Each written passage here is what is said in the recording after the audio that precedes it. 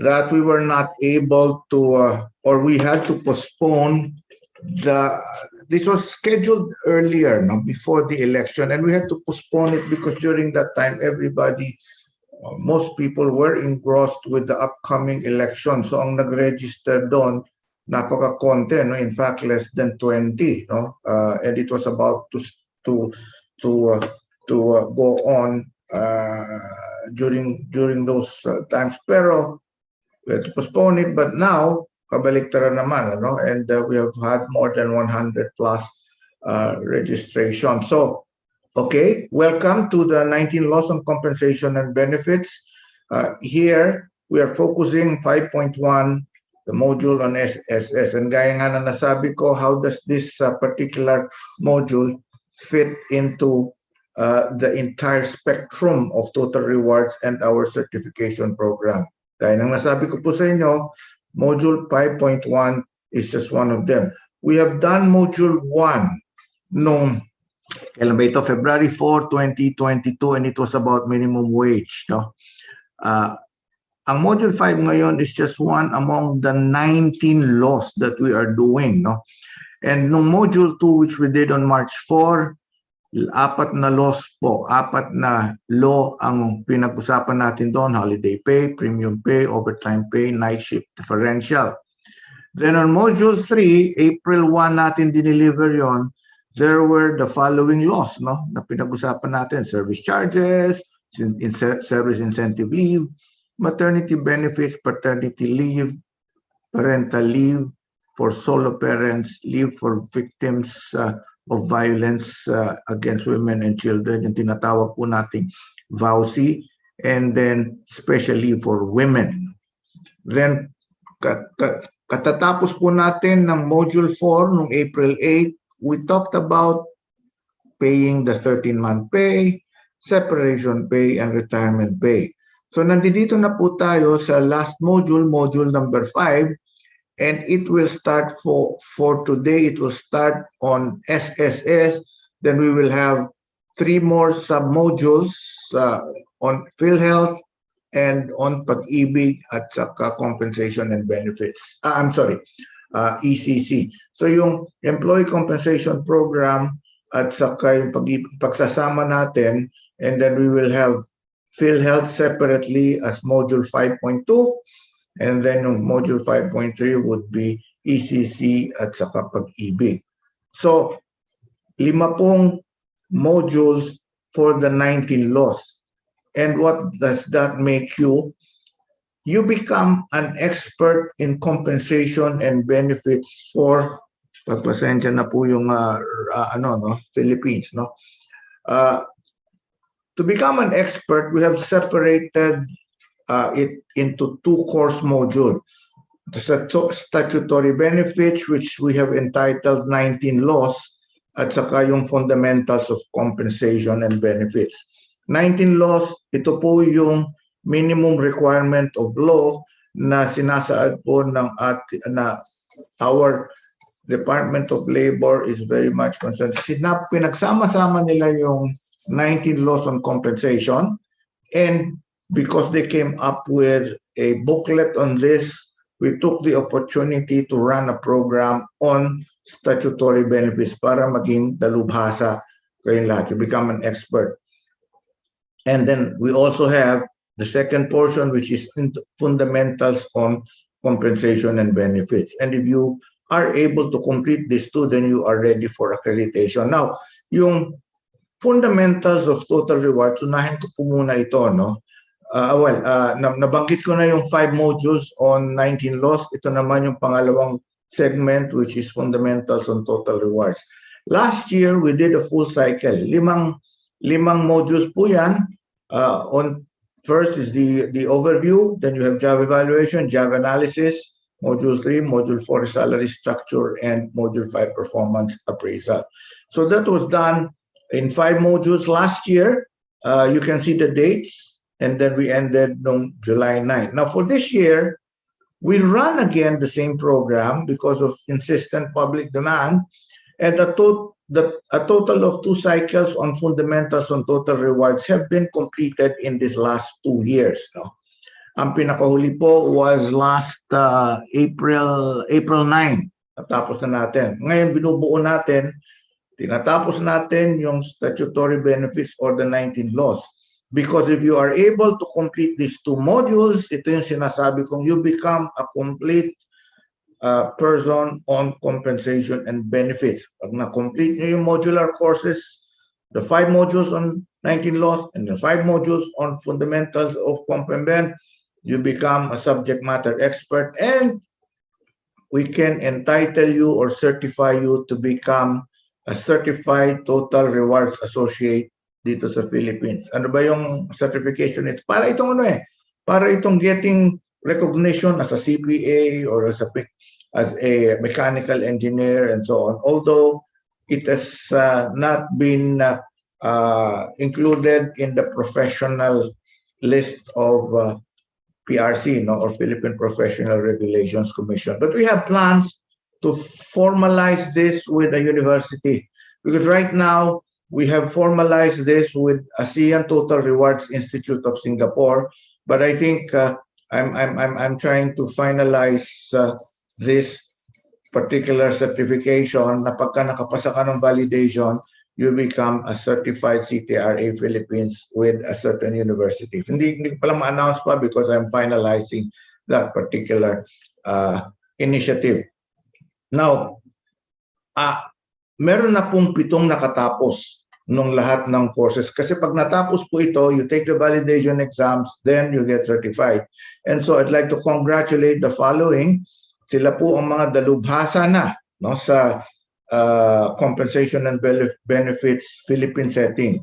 Maria Simonette Florendo, Mary Jane Del Prado Amarillas, Cynthia Lynn Saraiva, Eduardo Pedrosa Tan, Eleanor Ann Villanueva, Maria Consol, si Bebet Reyes, and then Object Reyes.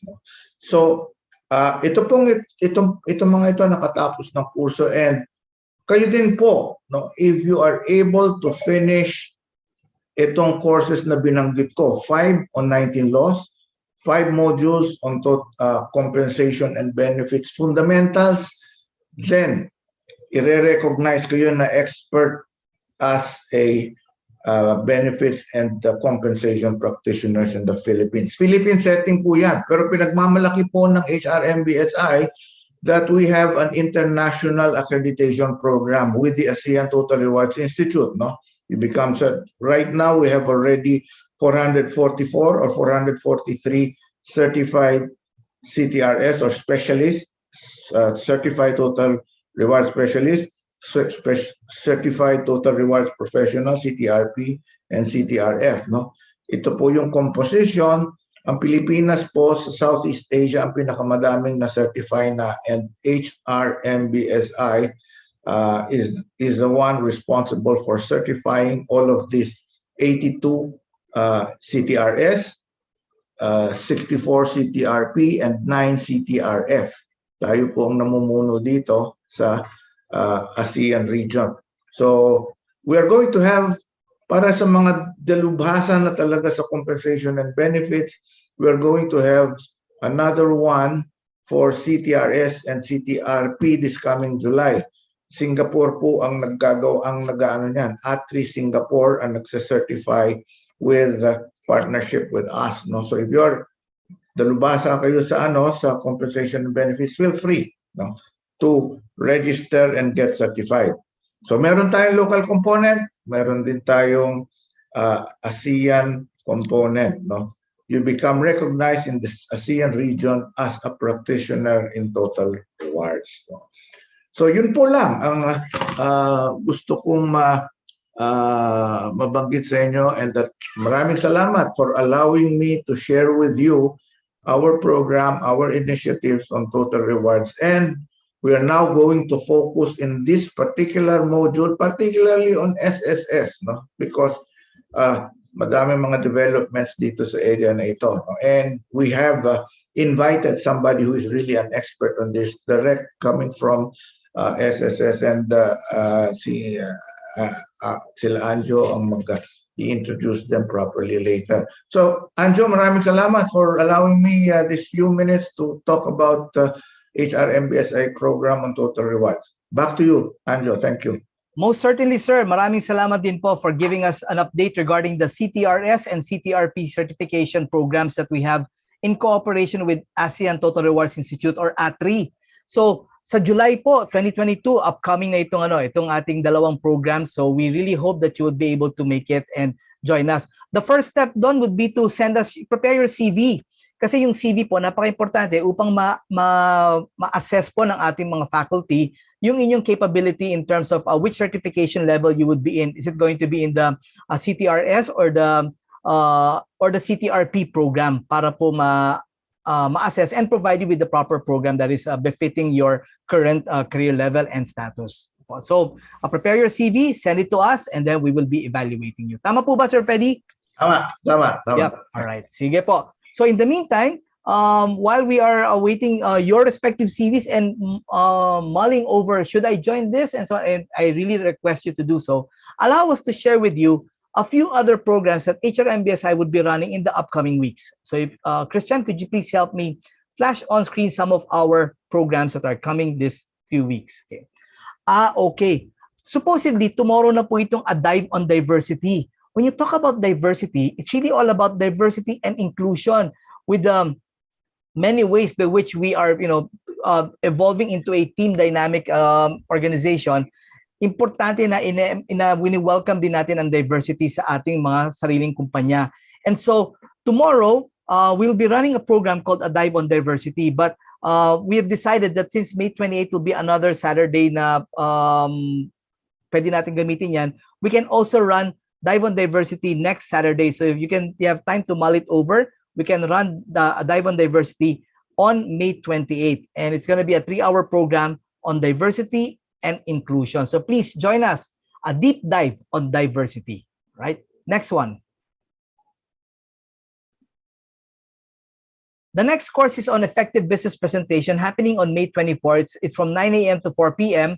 to be provided by one of our country club consultants, Mr. Ronnie Alcantara. So he has been in the industry for quite a while. And when it comes to effective sales presentations, business presentations at that, Sir Ronnie will be the man to beat, para talaga masiguro natin that you make the sale and you're able to clinch it in the most possible manner para talaga namang masabi natin this guy or this lady is really able to provide a meaningful and an effective business presentation that makes the sale. So May 24, 2022.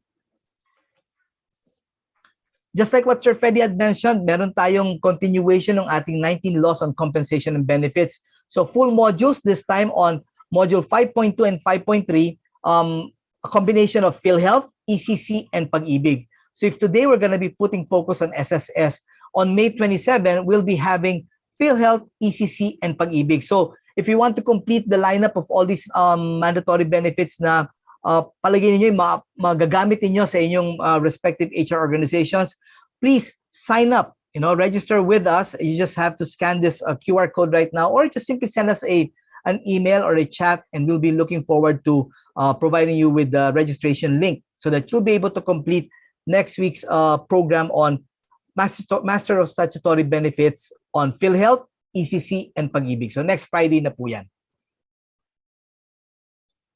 Okay, speaking of the modules that Sir Freddy had mentioned earlier, the fundamentals of Total Rewards module, I think under the new normal, this Total Rewards, pang-apat yata ito or pang-limang module yata ito ni Sir Freddy. It's happening that Saturday thereafter. Okay, so May 28 po, 2022, from 9 a.m. to 12 noon.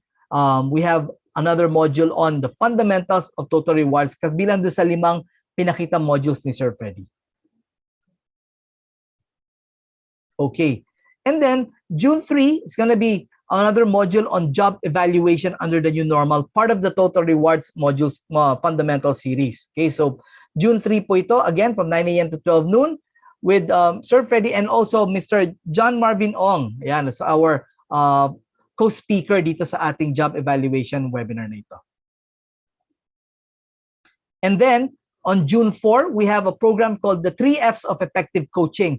Now, you might be wondering, parang sa dami ba naman ng mga programs on coaching, ano pa ba naman ang pwede natin idagdag? Well, hanapin natin yung main ingredients as to how coaching could really be effective as a leader, di ba?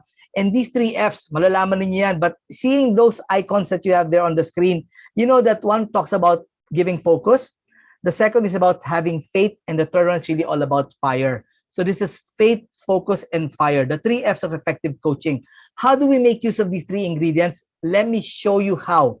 Happening on June 4, 2022, ako po masaya ako tuwing nagko-coaching talaga ako at saka tinuturuan ko yung mga tao ng tamang pagko-coach. Kaya if you're interested, please sign up for the 3 Fs of effective coaching happening on 2 Saturdays from now, June 4, 2022 from 9 a.m. to 12 noon. Okay, and then for those of you who are HR business partners or you're interested in honing your respective HR capabilities beyond what you're currently capable of. Halimbawa, you're focused on, let's say, on compensation and benefits, or let's say on learning and development, or let's say on employee relations, but you want to have a better understanding of the other HR facets. HR MBSI brings you the HR Diamond, better known as the fundamentals of HR management. This is an 8-weekend series on the fundamentals of HR work, diba? Which would include talent acquisition, employee relations. You're also talking about compensation and benefits or total rewards. And then you're also talking about developing human capital. So, saan ka pa? Nandito na lahat ng modules na kakailanganin mo for you to become a full-fledged HR business partner. So, we highly encourage you to please sign up for this one.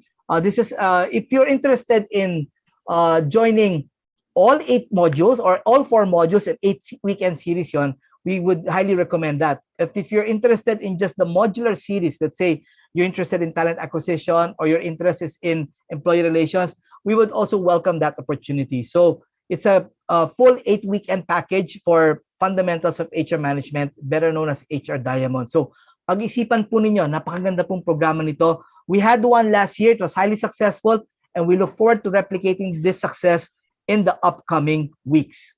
All right, so fundamentals of HR management. And then June 10, on job analysis, the 2 Fridays from now, it's going to be job analysis under the new normal. Bahagi ito nung ating module series on fundamentals of total rewards. And this time, joining Mr. Ferry Marquez is Mr. Raymond Luklukan, isa sa mga faculty natin at Certified Total Rewards Professionals ng ATRI na nakasama na natin before. Okay, so yun po yung mga programa na ating nakaline na po para sa HR MBSI, and we really look forward to having you as our participants in these programs. Now, before I introduce our main speaker for today, meron lang akong tatanungin sa inyo, sa mga 120 participants natin in the room right now. Are you familiar with Darwin Box? Who among you is familiar with Darwin Box? Could you give me a hands up para malaman ko sino yung mga medyo familiar na or may kaalaman na tungkol sa programang Darwin Box or the software called Darwin Box? Meron ba sa inyo nakakaalam kung ano itong Darwin Box na ito? Okay. So kung wala, Christian, why don't you show me that PowerPoint slide so that I could introduce to them what Darwin Box is all about. Yan, okay. This is Darwin Box, that's the logo, but let me tell you, what is it all about? Para at least may idea tayo, ano ba talaga itong Darwin Box na sinasabi ni Angel? Let me just read through my material. Alam niyo po, itong Darwin Box is a leading service provider of cloud-based human resources management software, or better known as HRMS. I'm sure kayo sa inyong mga respective companies, meron na rin kayong tinatawag na HR management system. Now, Darwin Box uses an SaaS platform that engages and empowers its employees across the entire life cycle. Pag sinabing life cycle, di ba? Hiring to retiring. Pero pwede mo na rin isama yung hiring to firing to retiring. May ganun pang kasama doon. But anyway, the reason as to why we are promoting this is that Darwin Box provides you with a smarter, a simpler, and a mobile-first HR tech experience that's powered by artificial intelligence and machine learning. And you know what? Today, they serve over 650 organizations globally and 1.5 million employees across 90-plus countries, including large conglomerates and fast-growing technology unicorns. Like in India, they have Adani, they have Mahindra, they also have Kotak, TVS, Arvind, JSW. In the Philippines, they have, of course, the JG Summit Group, di ba? Yung ating kasamahan sa JG Summit, led by Mr. Nick Lim, the president of HR MBSI, the past president of HRMBSI, and also a member of the board of directors. We also have NutriAsia, Capital, and more companies in the Philippines making use of Darwin Box. And our company, HRMBSI, is now in partnership with Darwin Box to be able to provide companies, even small and medium-scale enterprises, that opportunity to automate your respective HR services. So if you want more details, including a free demonstration of the Darwin Box, the number is on screen. We have Ms. Cynthia Soraiba of HRMBSI, one of our board of directors, with her mobile number 0977-194-8505 to provide you with all your respective questions and queries para at least magkaroon kayo ng idea paano ba namin magagamit itong Darwin Box to fully automate our HRMS. And so, for better appreciation of the Darwin Box, let's watch this short AVP teaser.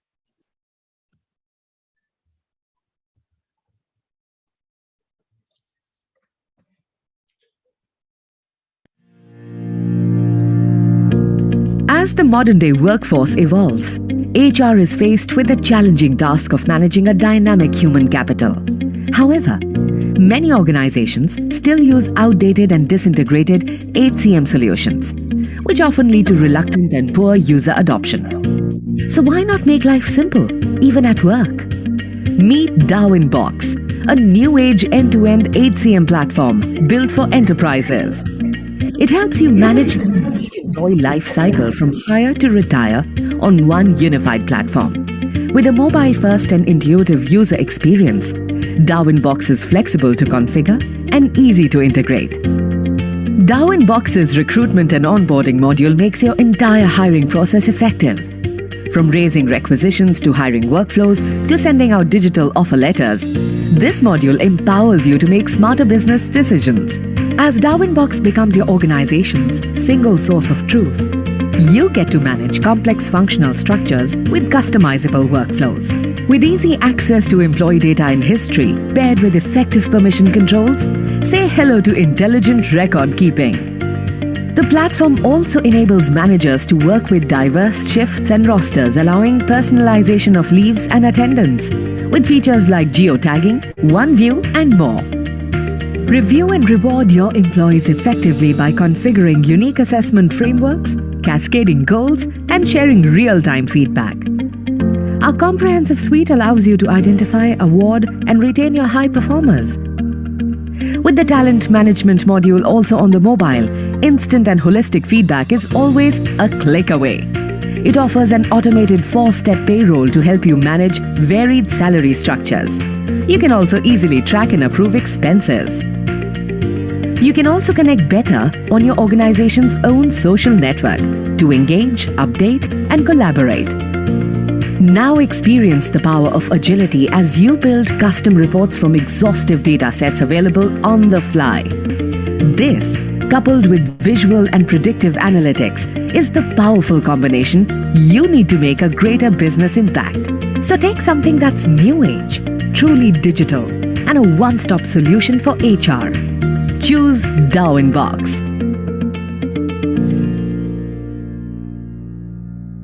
There you have it, ladies and gentlemen. It's a short a preview of what Darwin Box Solutions can offer. So please, if you're interested, we're just a number away from Cynthia Soraiba's phone number so that she may better entertain you with the Darwin Box features and how your respective companies would be able to benefit from this HRMS solutions. Okay, so maraming salamat po. Darwin Box, our new partnership with HRMBSI. Now, on to our program for today, the 19 laws on our compensation and benefits, featuring the Mastery of Statutory Benefits, this time with Module 5.1, the Social Security System. Kasama po natin ngayong umagang ito si Mr. Forty T. Remandeman, who's our Senior Communications Analyst of the Social Security System. So live po tayo mga kasama ni Sir Forty. So kung meron man kayong mga katanungan para kay Sir Forty mamaya after his presentation, you may do so. You may even unmute your microphone to be able to speak with him directly, or you may make use of our chat box to be able to ask questions.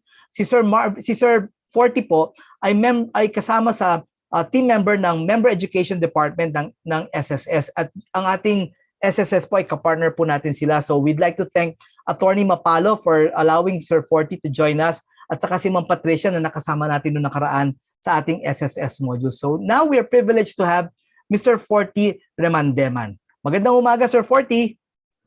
Hi, good morning, Sir Anjo. I hope Good morning that... po, sir. We're happy to have you, sir, today. Hi, and again, good morning, and thank you for having us, for again inviting us to do this seminar, online seminar. I'm very looking forward to our participants, especially in addressing their concerns or clarifications regarding SSS. Oo nga, Again, sir. Sigurado maraming makatanungan ng ating mga kasamahan. Especially marami tayong mga updates on SSS, di ba? Plus yung mga Correct. bago nating mga wage laws na nag-update din. Yes, correct. Especially during this time of pandemic, no, may mga nabago ba sa mga filing process natin, yung mga filing process natin, yung mga eligibility requirements have changed, and may mga in-adjust tayo. So everything will be tackled, will be discussed this morning. So ayun, hopefully everyone will be on ears dun sa discussion, especially sa mga updates na meron tayo ngayon. Yeah. How long have you been with SSS, sir? Matagal ka na po ba sa SSS? Yes, more than 7 years actually, sir. Wow. And you've been running these free webinars for us. Yes. Actually, before prior pandemic, we even traveled all over the Philippines to conduct. We bring this seminars to our employer representatives and members as well all over the Philippines. And I'm sure yung mga participants natin are asking, do we get a copy of the material? Ano bang advice mo, sir, pagdating sa mga pagtanggap ng mga PowerPoint materials na yan? Of course, we can provide a copy of the presentation afterwards. Just make sure later on I'll be posting an evaluation link. So make sure to accomplish those, and we'll be giving a PDF copy of the presentation after the submission of that evaluation. So there's no need for them to actually screenshot pa ng mga makikita na sa screen. Just make sure to accomplish the evaluation form. All right. So for you to be able to have a copy of the material that Mr. Forty will be presenting to us, make sure that you accomplish those evaluation links para at least alam din naman ng member education department yung takbo ng ating webinar and how Mr. Forty had delivered it well. And so please click on that evaluation link so that you also get a copy of the material. Tama ba, sir? Yes, correct, sir. All right. So the floor is yours, Sir Forty. Magandang umaga po. Thank you po again. Mabuting araw. Thank you so much, Sir Anjan. Of course, Sir Freddy, maraming salamat po again for having us. And as mentioned, Sir Anjan, if you have questions regarding the topic being presented, I guess you just have to take note of it for now. Just let us focus on the presentation. And after the discussion, we'll be giving enough time to raise your concerns or clarifications. Mali kasi natin as we go along the presentation, masagot na yung mga questions in our mind so that we can also maximize our time. And then again, our chat facility, I guess, will always be open for you to throw in your questions, but we will be addressing them after the presentation. So I'll try to share my presentation now. There, I hope that it's visible. Yes, sir, we can see it. Thank you so much. Now, with this presentation, no, I'll be turning off my video because I'm just using right now my mobile phone. But after, during the Q&A, I'll be turning it on once again. Okay? So I hope that everyone's ready na po. Let's begin with our presentation. Again, my name is Forty Rumendaman from the Member Education Department, and we'll be discussing about the benefits as well as the privileges being offered by SSS. But before we head on to the benefits, no, kasi actually, before we've been asking our members if what they think about SSS, the first thing that comes to their mind is loan. Diba? Yun yung una na naisip nila actually, hindi yung mga benefits. So, define muna natin siguro ano nga ba ang Social Security. Now, aside from its definition, I'll be explaining on when are we going to avail this benefit. So by definition, Social Security is the protection that society gives its members against the economic and social distresses caused by the following contingencies. These contingencies actually are the benefits also being offered by SSS. Right now, looking into your screen, we have 7 benefits. The latest addition to the sets of benefits is the unemployment benefit, which was effective March 5, 2019. Ito na yung pinakabago no na nagdag. Pero hindi na siya ganoon kabago, pero latest na addition kasi na inoffer na natin to way back 2019 pa March 5.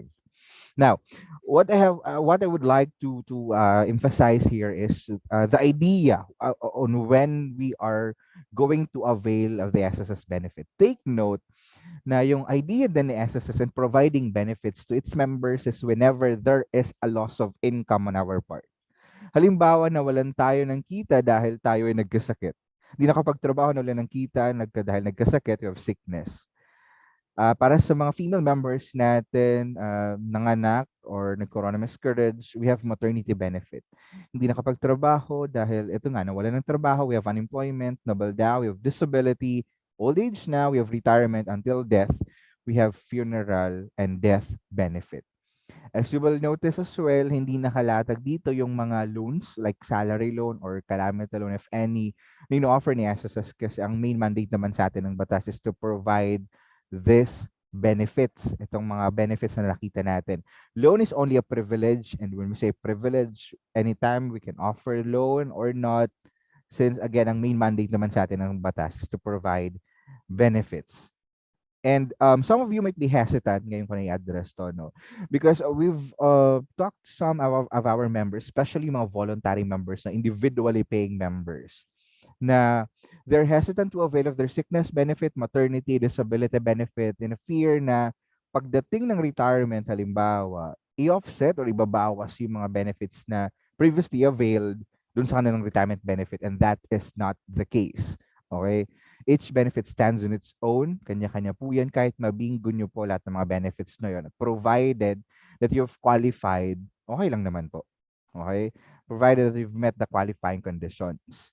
Then again, hindi na po yun binabawas sa mga future benefits natin. Unlike loan, however, kasi nga, loan is only a privilege. Like any other loan, we still have that obligation to pay. Pag meron tayong mga hindi nabayaran na loan, yun ay binabawas sa future benefit natin.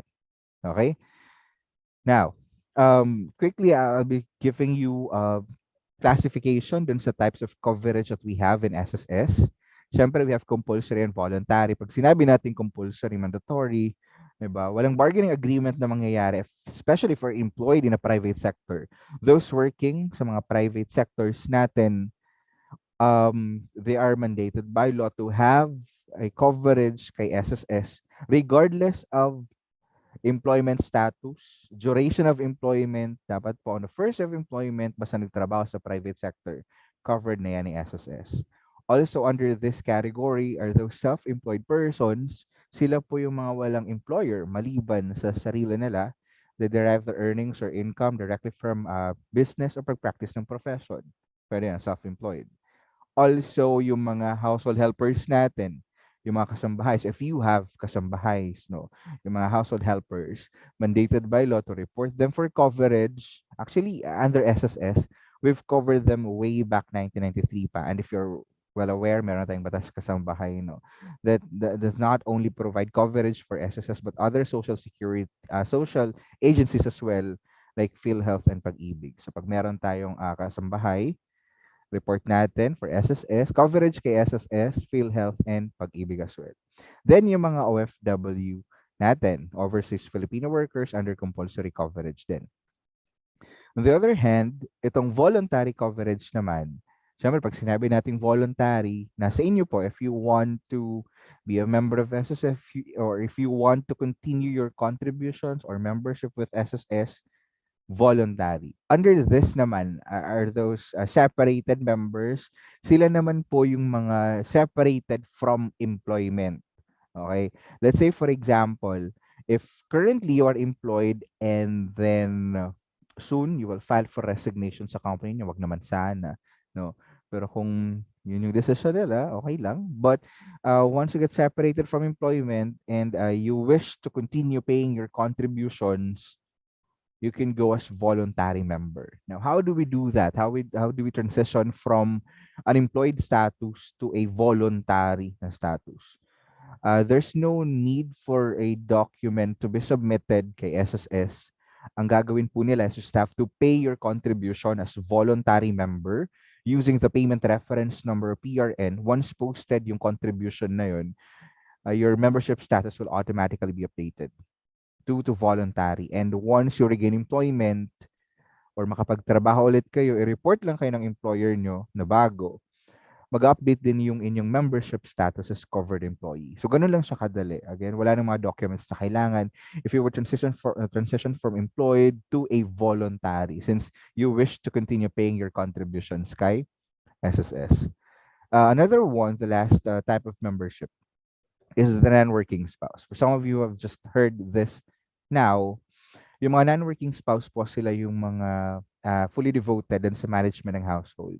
Walang time para makapagnegosyo, para maging self-employed, or makapagtrabaho sa private sector. So, pwede sila mag-non-working spouse na sa kanila, provided na legally married sila sa isang working spouse.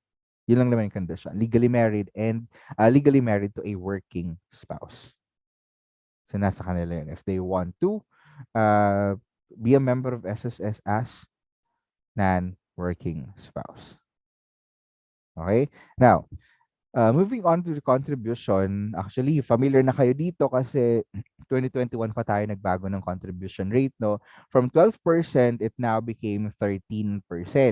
Now, kung employed tayo sa private sector, lucky enough kasi meron yung sharing. And if we can see, eto, let me just get my highlighter. Mas malaki di hamak yung share ng employer, no? It's almost double the share compared dun sa employee. Yan, 4.5% and 8.5% employee-employer share respectively. However, if you are an individually paying member, like a self-employed, a voluntary, or non-working spouse, since wala ka namang employer, shoulder natin yung 13%.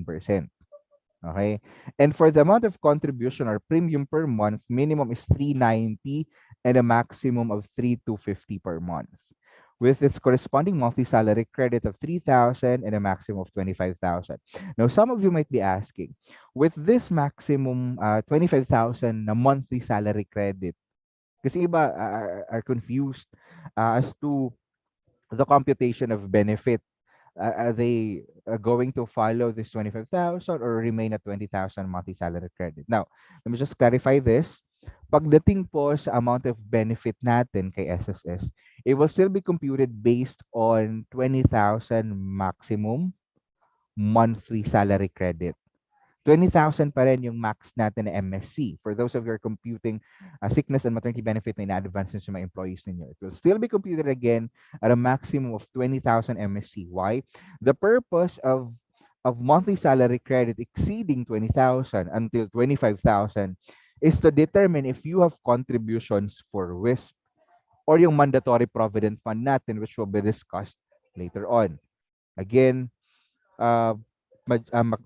maximum pa rin na basis for computation for benefits under regular SSS program, yung 7 benefits na in-offer na pinakita natin kanina, it's still at 20,000 MSC.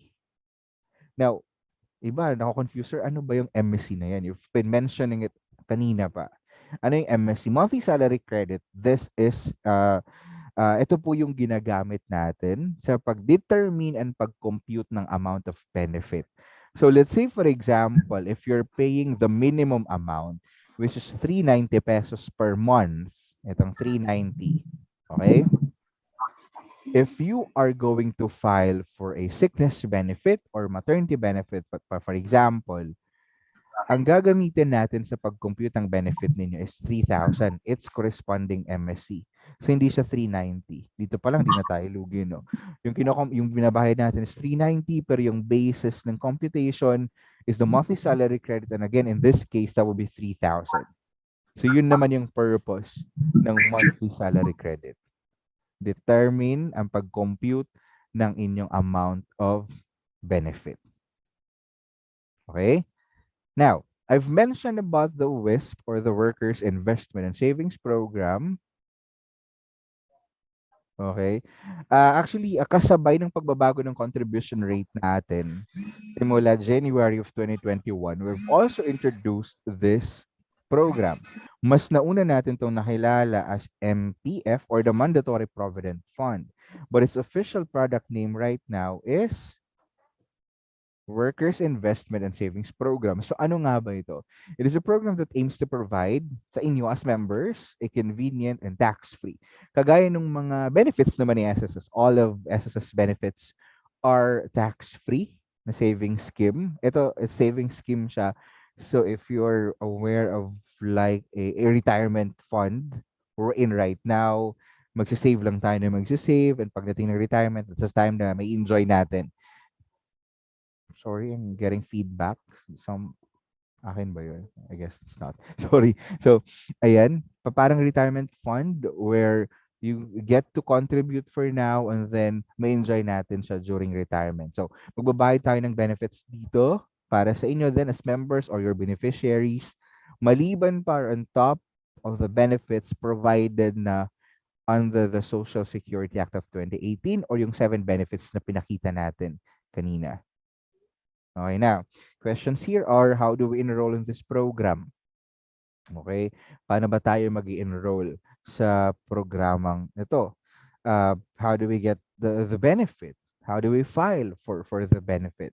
Okay, pagdating sa enrollment, yan, based on this table, enrollment for this program is automatic as long as your monthly gross income is from 20,000 to 50 or higher. It will depend on your monthly gross income, hindi po net earnings. Okay? Gross income, 20,000 to 50 or higher. Now, depending on your gross income, dito sa range of compensation, titignan natin to see its corresponding amount of contribution. A minimum of 65 pesos per month and a maximum of 650 pesos per month. Now, if you would see this highlighted table here, kung mapapansin natin, we have a column here for ER share and EE share. Just like your contribution under the regular SSS program, your contribution for WISP is also shared between you and employer. So dito po, tinutulungan din tayo ng employer para makapag-save para sa future natin. So meron din silang share para dito sa WISP. Okay, so again, only whenever our monthly gross income is from 20,000 to 50 or higher, magkakaroon tayo ng contribution for WISP. And it's automatic. Dun sa pagbayad natin, pag-prepare natin ng contribution, if we declare the monthly income or compensation as 20,000 to 50 or higher, okay, good, ano na siya, mag-a-adjust na din yung amount of payment natin. Yan. Now, let's say, for example, we have contributions na for this one. Can we withdraw our contributions here? Like, meron ba siyang parang, what do you call this? A maturity period, like other provident fund, kumbaga, na nagmamature or savings option. Na after 5 years, nagmamature, we get to enjoy na our contributions plus yung earnings. Okay, or we have an option to reinvest it. May ganun ba sa WISP natin? Well, no early withdrawal for this program since this is intended for your long-term benefit needs. Again, parang retirement fund. Right now, we only get to contribute. And pagdating ng retirement, that's the time na may enjoy natin siya. So, wala siyang withdrawal, contributions. Okay? Wala siyang maturity din. And that being said, kailan natin siya may enjoy?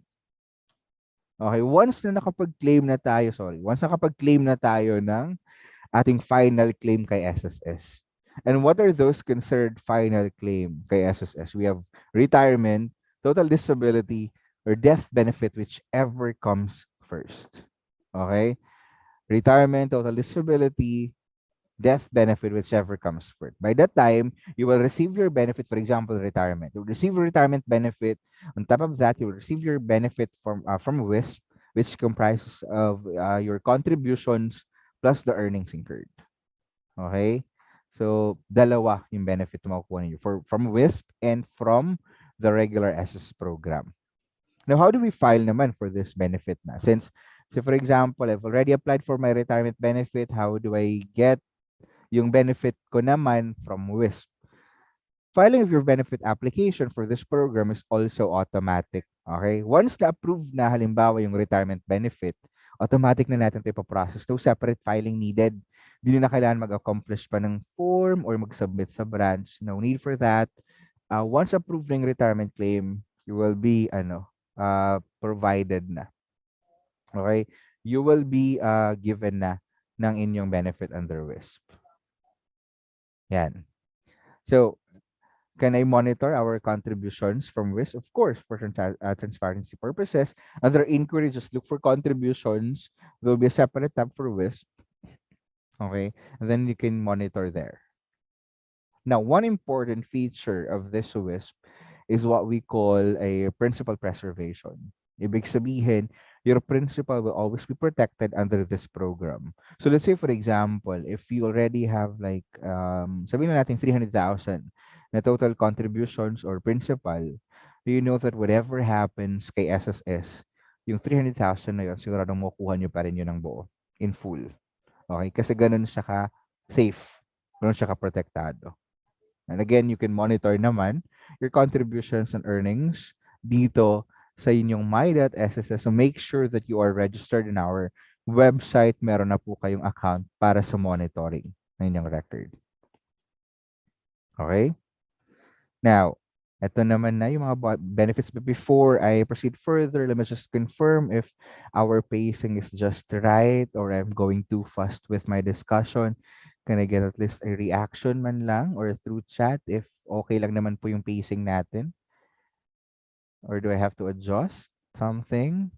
You're getting a thumbs up, sir. Mukhang they're saying okay tayo, sir. Okay, sige. Thank you so much, Sir Anzo, for confirming. Mukhang okay lang naman. Thank you. Sige. Kasi yung slides ko po, 475 po ito lahat. No, just kidding. Baka yung iba, mapagod na. Really, benefits pa lang, no? Yan, so, benefits na tayo. Okay, so, unahin na natin, again, as shown kanina, we have 7 benefits now being offered by SSS. But yung latest na nadagdag dito is yun nga na unemployment benefit. So, unahin na natin to. Now, majority of us would think that yung unemployment benefit is available to everyone who got separated from employment, regardless of the reason or the cause. No, but by definition, this is a cash benefit granted to members who are involuntarily separated from employment. The keywords here are involuntarily separated. Okay, generally, it must never be your fault or walang negligence sa part ninyo kapabayaan kung bakit tayo nawalan ng trabaho. That's the general idea of this benefit. Again, involuntarily separated. If you would file for resignation sa current employer mo ngayon, that's okay, that's your call. But if you're going to file for an employment benefit, hindi tayo mabibigyan ng unemployment benefit since resignation is a voluntary act. Okay? So ano ba yung mga possible reasons or grounds para makapag-claim tayo ng unemployment benefit? We have the authorized and just causes from the Labor Code of the Philippines. We have yung installation of labor-saving devices, redundancy, retrenchment, downsizing, economic downturn, okay, pwedeng natural or human-induced calamities or disasters, nag-cease yung operation or nag-close yung business. Yun yung mga pwede. Basta yung wala po tayong kasalanan at walang kapabayaan sa part natin kung bakit tayo nawalan ng trabaho. Now, what are those other qualifying conditions? In terms of age, must not be over 60 years old. Kasi if you're already 60 years old, majority of us know that you can file for your retirement benefit already. And under SSS kasi we don't have this double compensation. Okay? Walang dalawang benefit na magkakasabay.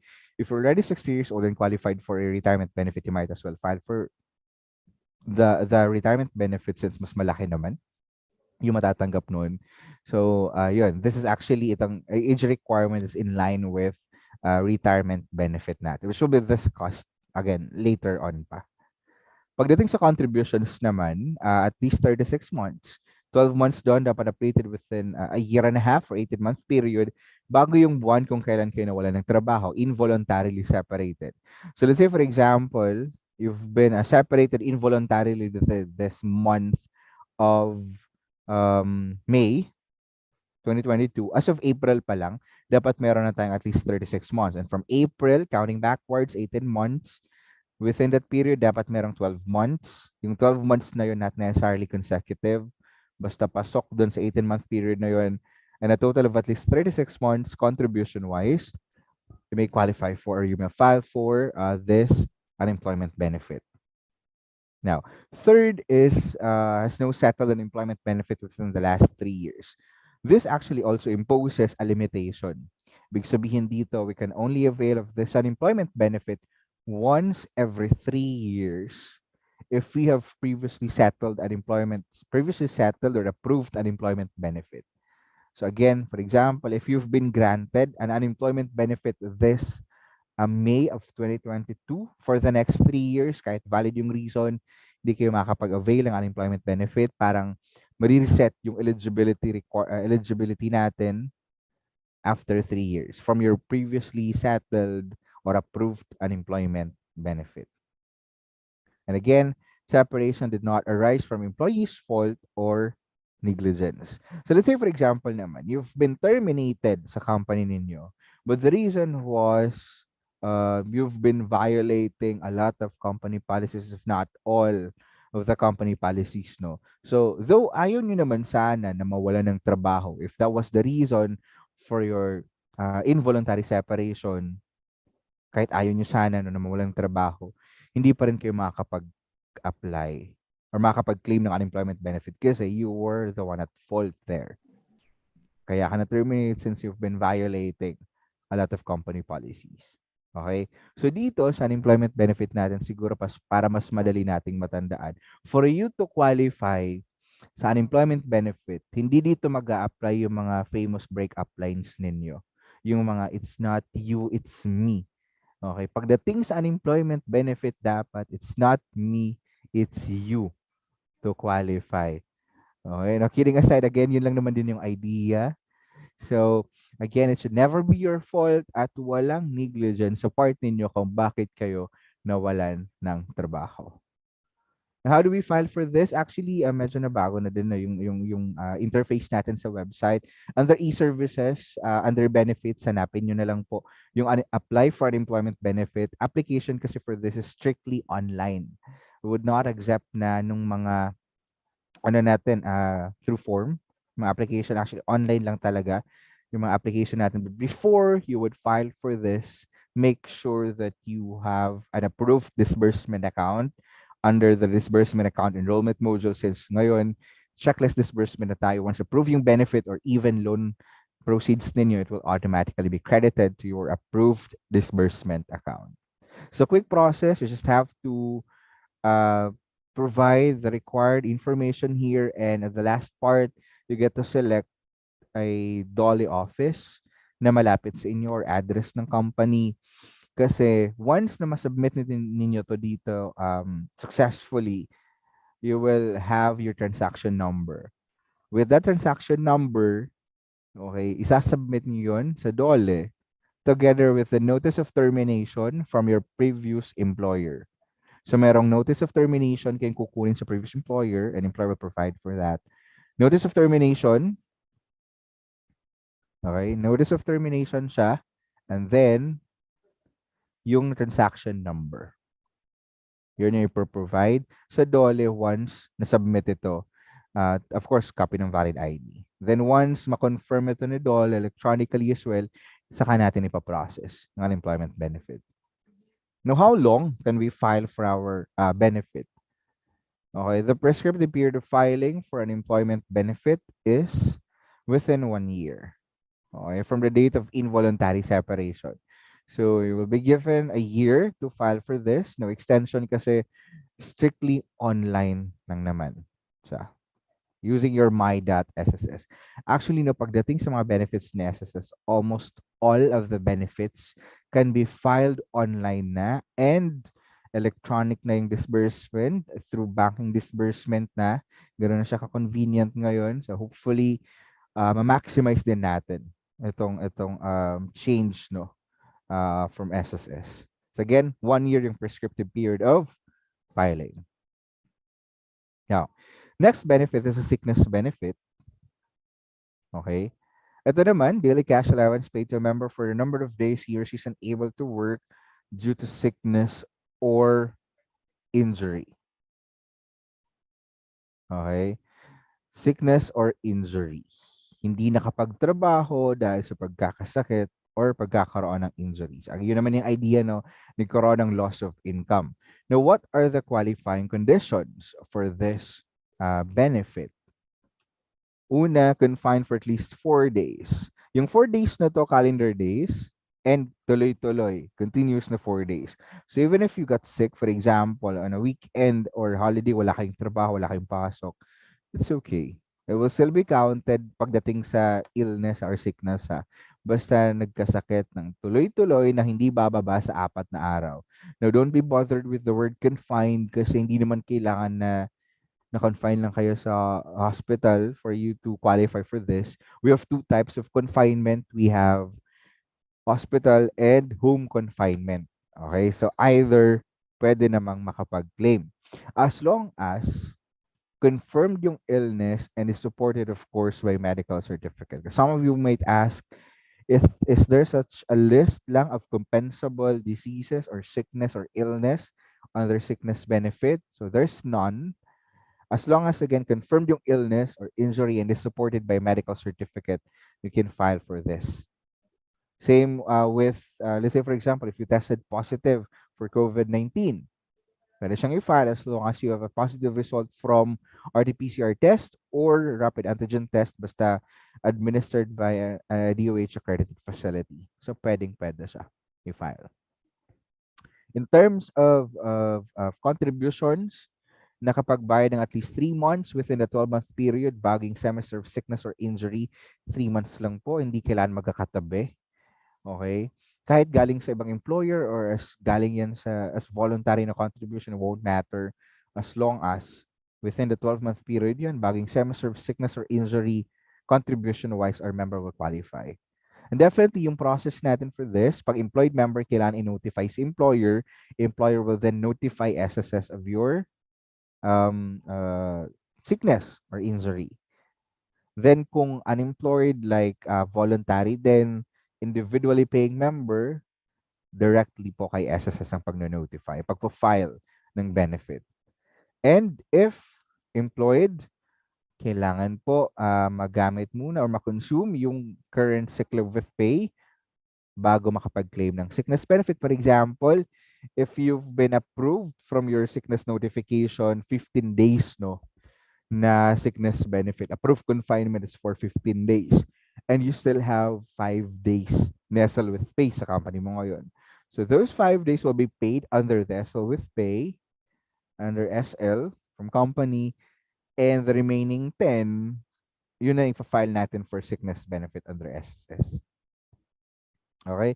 So yung process din, pag employed ka, how do we get this sickness benefit? Ang mangyayari po dyan, si employee will notify employer will then notify SSS, then employer will wait for the approval of the notification, and then once approved, they get to compute yung amount of benefit kasi pag employer ka, kailangan mong i-advance.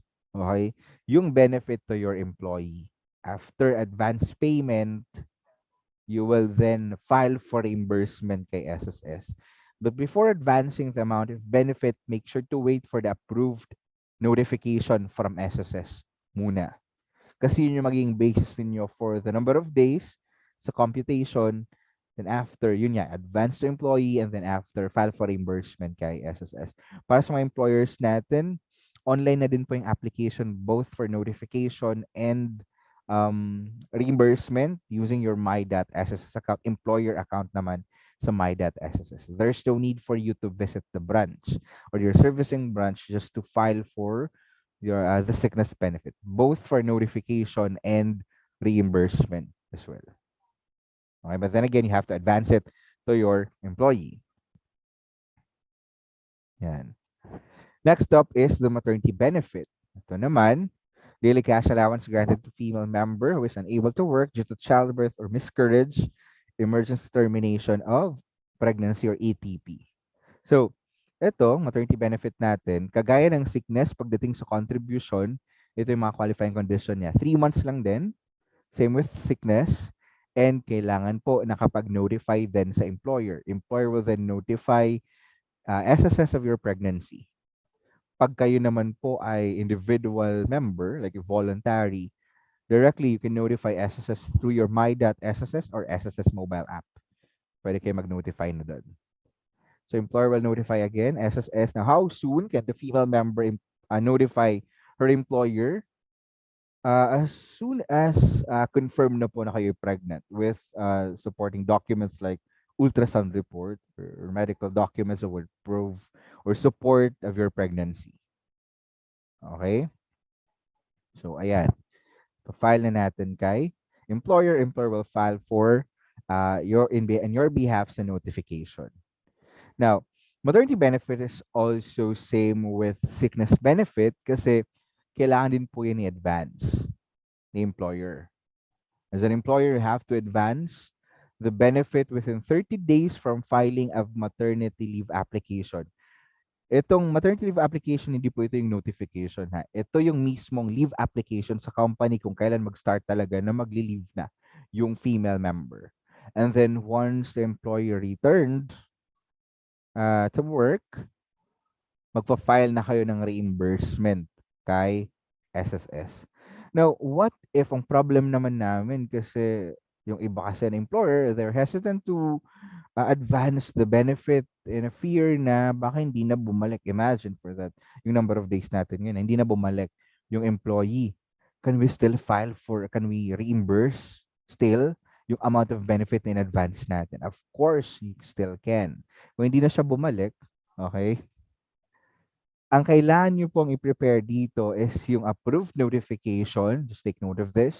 Approved notification, yung proof of pregnancy, remember, nang sinubmit dun sa notification. Then, proof of advance payment, and gawa po kayo ng certification indicating na hindi na siya bumalik sa trabaho after nung maternity leave niya. Yung 4 lang na yon. Ulitin ko po. Approved maternity notification, yung proof kahit from online, no? Approved notification, proof of pregnancy, proof of advance payment, and employer certification na hindi na siya bumalik. So, pwede nyo i-file for reimbursement. Yung mga documents na yun, ang filing kasi ng reimbursement is also online na din using your my.sss. Under e-services yun. Submit maternity benefit reimbursement application or MBRA. So, doon na lang ninyo i-upload yung mga documents. Diba? Now, also, yan, yung maternity benefit natin, maraming pinagbago with implementation of the Expanded Maternity Leave Law or EMLL effective March 11, 2019. So, simula March 11, 2019, unang mga nagbago is yung number of days. Ngayon, kung buhay yung bata ng pinanganak, matik yun, 105 days. Walang distinction whether normal or CS. As long as live childbirth, that's 105 days. If a solo parent with valid solo parent ID from DSWD, additional 15 days paid, that's 120 days. Ito yung i-advance natin na worth ng maternity benefits sa employee natin and the same number of days worth ang ipa-file natin for reimbursement kay SSS. Pag nagkaroon ng miscarriage, ETP kasama ng stillbirth, that's 60 days. And ngayon, for our employed female workers, they shall receive full pay, which consists of the maternity benefit from SSS and salary differential. This salary differential is actually being monitored by DOLE. Okay? They've issued department order regarding this one. Okay, so ang main concern lang naman talaga namin dito is the SSS maternity benefit. Itong salary differential as well kasi pag binigay nyo to sa employee ninyo, hindi rin siya marireimburse kay SSS. Okay? Yung idea kasi nito para siyang providing full compensation sa female member even if naka-maternity leave siya. So let's say for example, dun sa number of days sa 105 days, tinitignan dito kung magkano supposedly kikitain niya if hindi siya naka-maternity leave. Sabihin natin 100,000. Versus sa maternity benefit na makukuha niya, sabihin natin 70,000. So merong 30,000 na difference, that will be the salary differential. Bibigay ng employer kasi dapat fully compensated pa rin yung female member natin. Okay? But again, salary differential, hindi siya marireimburse kay SSS, only the maternity benefit. If you want to know more about salary differential, again, check nyo lang po yung department order issued by DOLE. That's 2019-01, if I'm not mistaken, available on their website. Okay?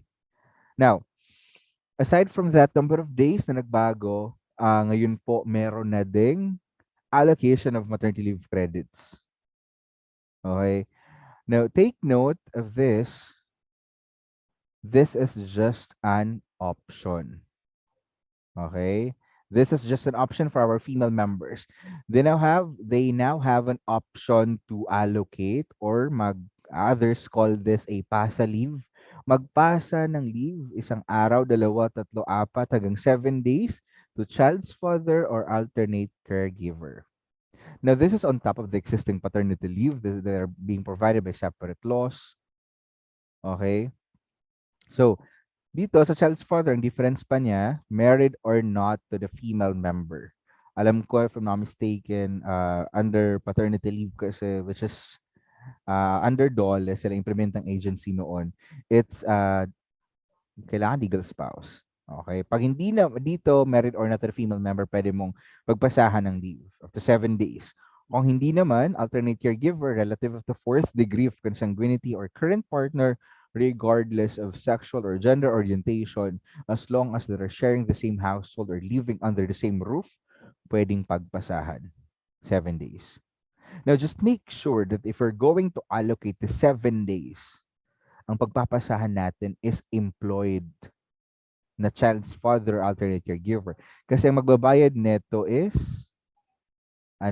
yung employer ng child's father alternate caregiver. And yung 7 days na to, hindi din siya ma-reimburse kay SSS as it will be treated as company paid leave. Okay, company paid leave siya. Yan. So this is just an option. Pwede namang hindi kayo mag-allocate ng leave.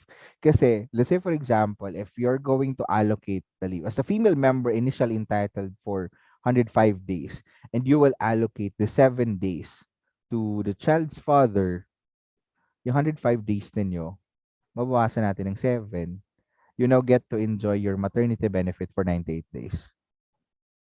Okay?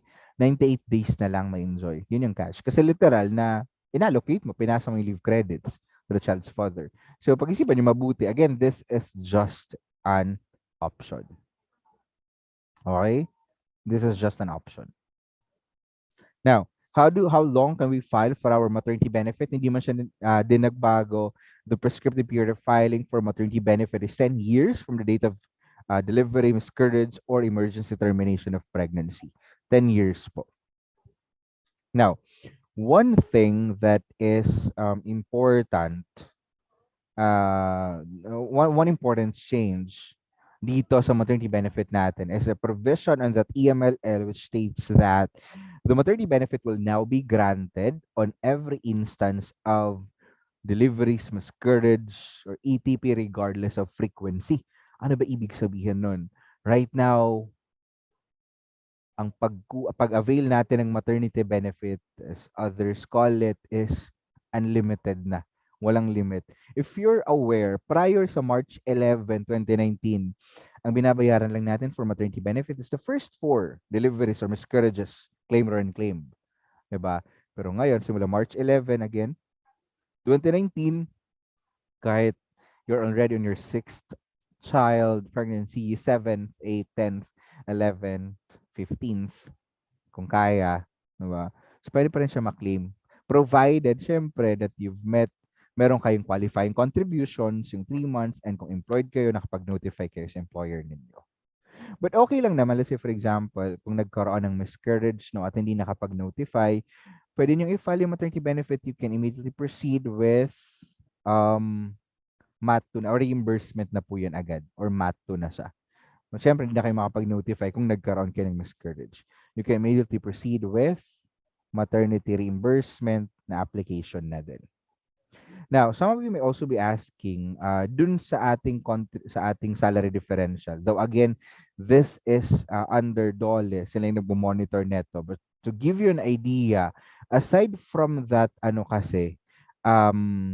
salary differential, according to the EMLL, may nakalagay kasi doon na there should never be a gap in service sa female member kahit naka-maternity leave siya. Ibig sabihin, mandatory din na pag naka-maternity leave ang female member, meron pa rin siyang contributions under the social agencies like SSS, PhilHealth, and Pag-ibig. Actually, nakalagay din yan dun sa department order na na-mention ko about salary differential from DOLE. It's on their website. So, kailangan po kahit naka-maternity leave sila, magbabayad pa rin po ng social contributions for social agencies.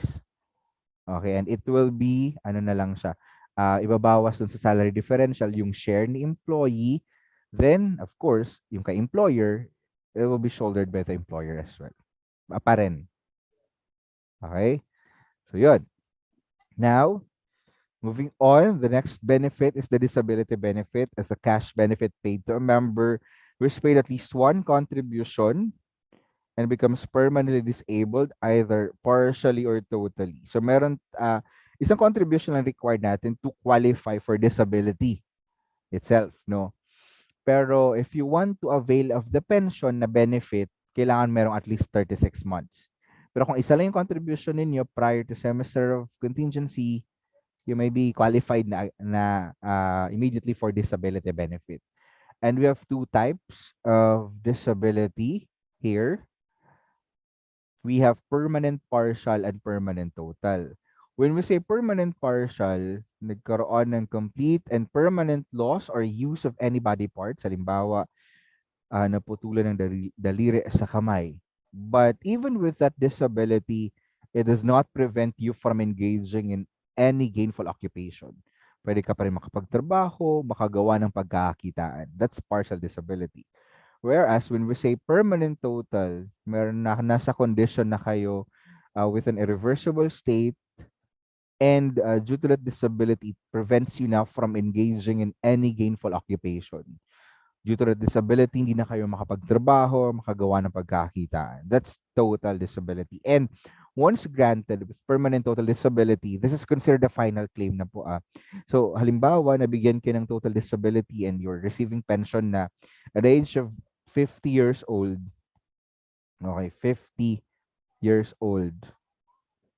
Pagdating ng 60, there's no need for you to file for retirement benefit. Total disability is already considered a final claim. Magtutuloy-tuloy na lang po yan.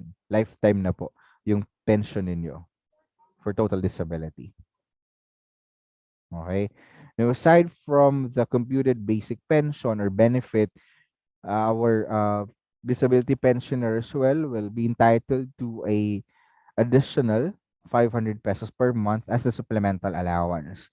And every December, sa pensioner natin, kung partial disability naman, kasi pag partial, there will be a certain period na babayaran lang kayo for benefit. And if you've been granted with at least 12 months na duration of your benefit, you will also be entitled to the 13-month pension. Every December, bibigay natin. So, nadodoble yung basic monthly pension ninyo. And upon occurrence of the disability, meron pa kayong minor child or children, lima na minor children. Starting from the youngest, they'll also be entitled to the dependent's pension. Makakatanggap sila ng 10% of the monthly pension or 250 pesos, whichever is higher for each minor child. 5 lang po yan simula sa pinakabata. They will receive it until they reach 21 years old, becomes gainfully employed, married na, or namatay, whichever comes first. Pero kung yung bata din po is physically, mentally incapacitated of self-support, kahit lumagpas ng 21 years old, tutuloy pa rin po ang dependent's pension. Now, how long can we file for our disability benefit? Same with the maternity benefit. The prescriptive period of filing is 10 years from the date of occurrence of disability. Now, how do we file for this? Currently, ito na lang at yung death benefit, no? Yung merong manual application. The rest can be filed online na. We're still studying on how we would include this. So the services available in your my.sss, but for now, pwede itong i-file manually at any nearest SSS office. Kahit saan naman po na pinakamalapit na office sa inyo, pwede niyong i-file itong disability benefit. Okay, but again, if you've just recently acquired or this disability benefit, huwag na po siguro magmadali muna. Priority yung recovery recuperation. Anyway, the prescriptive period of filing is 10 years naman. Okay, again, manual filing pa siya sa ngayon. Now, another mandatory benefit na kailangan natin i-provide sa mga members natin is the retirement benefit. Okay? Ito naman, cash benefit paid to a member who can no longer work and has reached the age of 60 and 65 years old. Now, we have different retirement age, no? And I'll be explaining this more later. What I want you to remember pagdating sa retirement age natin, itong statement na to, who can no longer work. Okay, this would greatly affect yung retirement age natin. Mamaya explain ko. Pero tandaan natin to, how can no longer work. Now, for the qualifying conditions naman, for you to qualify for a monthly pension, kailangan po meron at least 120 months na contributions bagong semester of retirement. So 120 months that's equivalent to 10 years worth of contribution. Now, kailangan ba sa 120 months na to na recent yung mga contributions natin? Not necessarily. Kasi let's say for example, if you already have this 130, dagdagan natin ng 10. 130 months na contributions, but your last posted contribution was way back 2010 pa, and you're already 60 years old this month, and you're going to file for your retirement benefit. Some of you might be wondering if you will still qualify or be able to avail of the monthly pension for retirement benefit since yung pang 130th contribution ninyo was years ago pa? And the answer is yes. Hindi naman kailangan na recent ito, okay? Ang tinitingnan naman natin dito is totality of your posted contribution. Even if there are gaps in between, as long as your total posted contribution is at least 120 months prior to semester of retirement, you will be entitled to a monthly pension. And paano po kung hindi namin na-complete yung 120 months? Paano? Wala na kaming retirement benefit? You still have a retirement benefit, but that will be in a form of lump sum, yung one-time payment. Okay? So, eto na. Pagdating sa age, we have two different types of retirement age, no? We have 60 and 65, optional or voluntary, and 65, technical or compulsory retirement. Now, what's the difference?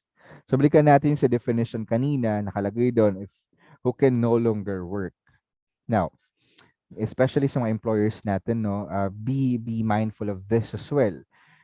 Kung meron pong, kung kayo po ay nagbabalak na mag-file ng retirement at the age of 60 until 64 years old under this optional retirement age range, 60 to 64, make sure that you're no longer connected from work. Hindi na kayo nagtatrabaho. Kasi optional retirement age pa rin to. Ibig sabihin kasi, 60 to 64 years old, mandatory pa rin yung coverage ninyo kay SSS and yung contributions ninyo kay SSS.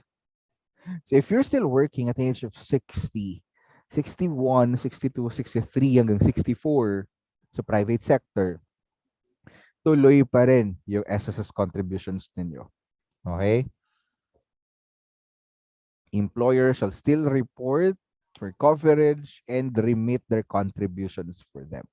Pero pagdating ng 65, dito, working or not, at meron ding at least 120 months, pwede na mag-file ng retirement. Kasi this is our compulsory or technical retirement na din. 65 years old yun. Pero kung 60 to 64, again, kailangan, if you're planning to file for your retirement, you're no longer connected na from work.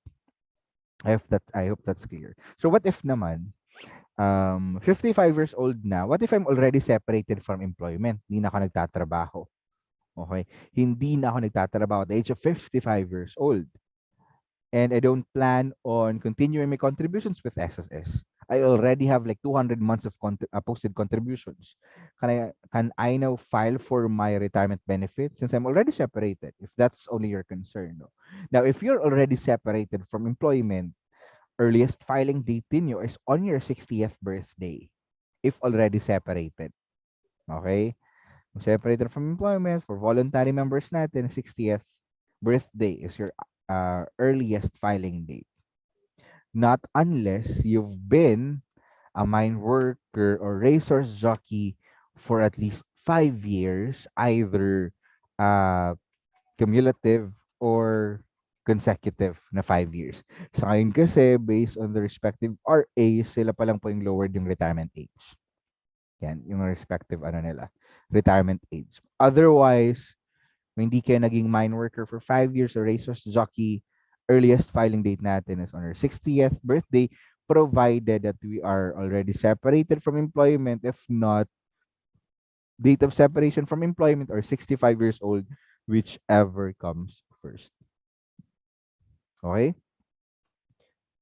Now we have two types of benefit for monthly pension. Again, this is a lifetime cash benefit. So hopefully ito yung goals natin, no? Hashtag pension goal. Kasi lifetime to hanggang sa mamatay ng member. They will receive the monthly pension. Ito yung merong at least 120. But if wala, may retirement benefit pa rin naman, lump sum amount based on your contribution plus interest. No, sir, what if po it's parang I came on late dun sa membership ko kay SSS. I'm already 65 years old, which you say is your compulsory or technical retirement. Okay, 65 years old. And I'm a voluntary member. Will it be possible for me to continue my contribution even if I'm already 65 years old just to reach the 120 months and for me to qualify for a monthly pension? Will that be possible? And the answer is yes. Di naman po kami ganun kahigpit.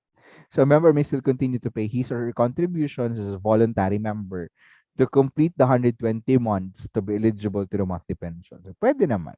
120 months. Pero hanggang 120 months lang if already 65 years old. So matapos nyo po yun at the age of 67, okay lang. Okay, basta tingin niyo kaya pa naman and willing kayo magpatuloy, maka 120 months na contributions, you can do that. Just to qualify for a monthly pension. Okay? Now, additional option, kung qualified kayo sa monthly pension, may option kayo to receive the first 18 months pension in advance. So literal, kukunin natin in advance yung first 18 months. And you will receive your monthly pension or yung buwan ng pension ninyo on the 19th month and the months thereafter.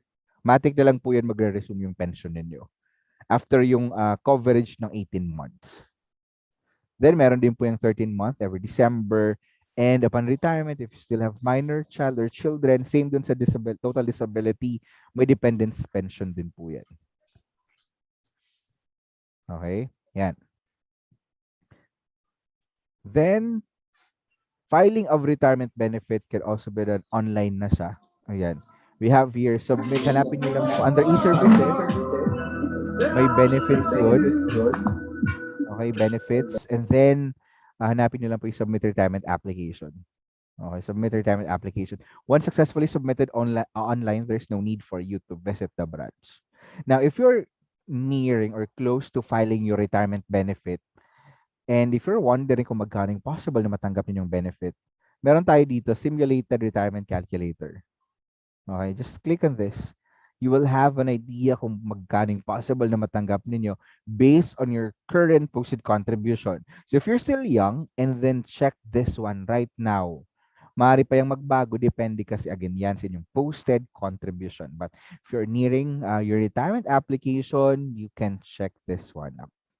And file it kung kailan kayo qualified na online din through e-services, benefits, and submit retirement application. Again, once successfully submitted, there's no need for you to visit the branch. Parang siya convenient ngayon. Yan. Then, next up is the funeral benefit. Now, this is a cash benefit given to whoever paid for the burial expenses of the deceased member. Take note, whoever. For funeral benefit, it needs not to be a blood-related claimant. Okay? Hindi kailangan blood-related yung mag-claim sa funeral benefit. As long as yung gumastos ng pagpapalibing, his or her name appears on the proof of payment, siya po yung babayaran natin. Hindi kailangan, again, blood-related. Yun yung common misconception natin na yung funeral benefit, Pag may legal spouse matic, siya magkiklaim. Hindi. Sino yung gumastos ng pagpapalibing? For the amount, that's 20,000, an additional 20,000 for a total of 40,000, no? Yung first 20 will be based, fixed siya, based kasi actually sa ano, sa actual expenses. The remaining 20,000, based naman ito sa contributions nung deceased member for a total maximum of 40,000 amount of benefit. Okay? So, ang mga katanungan dito sa funeral benefit, sir, what if we have like, ano, we have insurance or we have this memorial plan that would cover our funeral expenses. And ideally, kami mismo yung nagbayad noon and kami mag-avail ng service. Well, this funeral benefit would still be available para ma-claim ng kung sino man pong beneficiary, for example. And the answer is yes. This will still be filed, yung funeral benefit. If you have insurance, yung insurance company or memorial plan provider nila would issue certificate of ownership to the plan, full payment.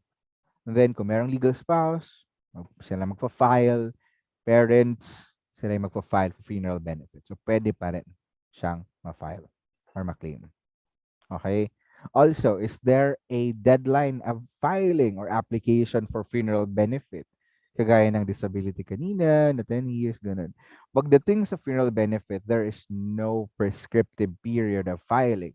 Big sabihin, if you know someone's been dead for like 5 years or more, and confident or aware kayo na SSS member yun, pero hindi pa nakapag-file ng funeral benefit, kung sino yung gumastos ng pagpapalibing, okay, pwede pa rin pong mag-file.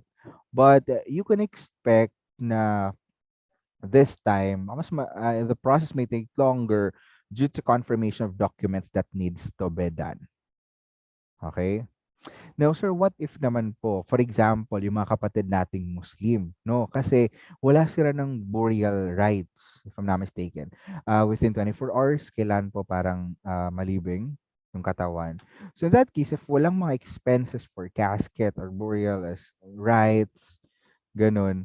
So ang mangyayari, we have a pro forma funeral expenses. Yun i-accomplish po ng beneficiary niya or legal spouse. And then you just have it, they have to have it notarized. And then yun yung i-upload natin in lieu of the proof of payment online. So pwede pa rin po maklaim. Okay? Meron tayong may pro forma na tayo ng affidavit of funeral expenses. Then, filing of benefit for funeral application is online na din. Now, if you're the one who defrayed expenses, kayo yung gumastos ng pagpapalibing, okay, gawin ninyo is gamit yung inyong my.sss, mag-file kayo ng funeral claim. Huwag niyo pong gamitin, no, yung online account ng namatay na member. That would be weird. Parang nakiklaim siya ng kanyang sariling funeral benefit. Diba? Hindi. So, if you're the one who defrayed expenses, you're the one to apply it using your my.sss account, dito mo na lang po i-upload yung copy ng death certificate, proof of payment, and then proof of membership ng namatay na member. Again, no prescriptive period of filing for funeral benefit. Okay? Now, next up is the death benefit. Kung ang funeral para siyang reimbursement sa kung sino yung gumastos ng pagpapalibing. Death benefit naman, ito naman yung available para sa ano na to, beneficiaries ng namatay na member. So what happens under this death benefit?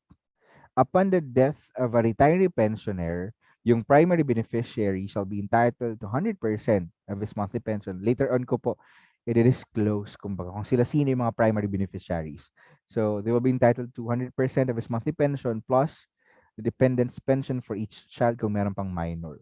So, monthly pension yung matatanggap ng primary beneficiaries. Kung wala naman pong primary and namatay yung retiree pensioner within 60 months from the start of his monthly pension, yung secondary beneficiaries naman niya will be entitled to the balance of 5-year guaranteed period excluding the dependent's pension and in a lump sum form.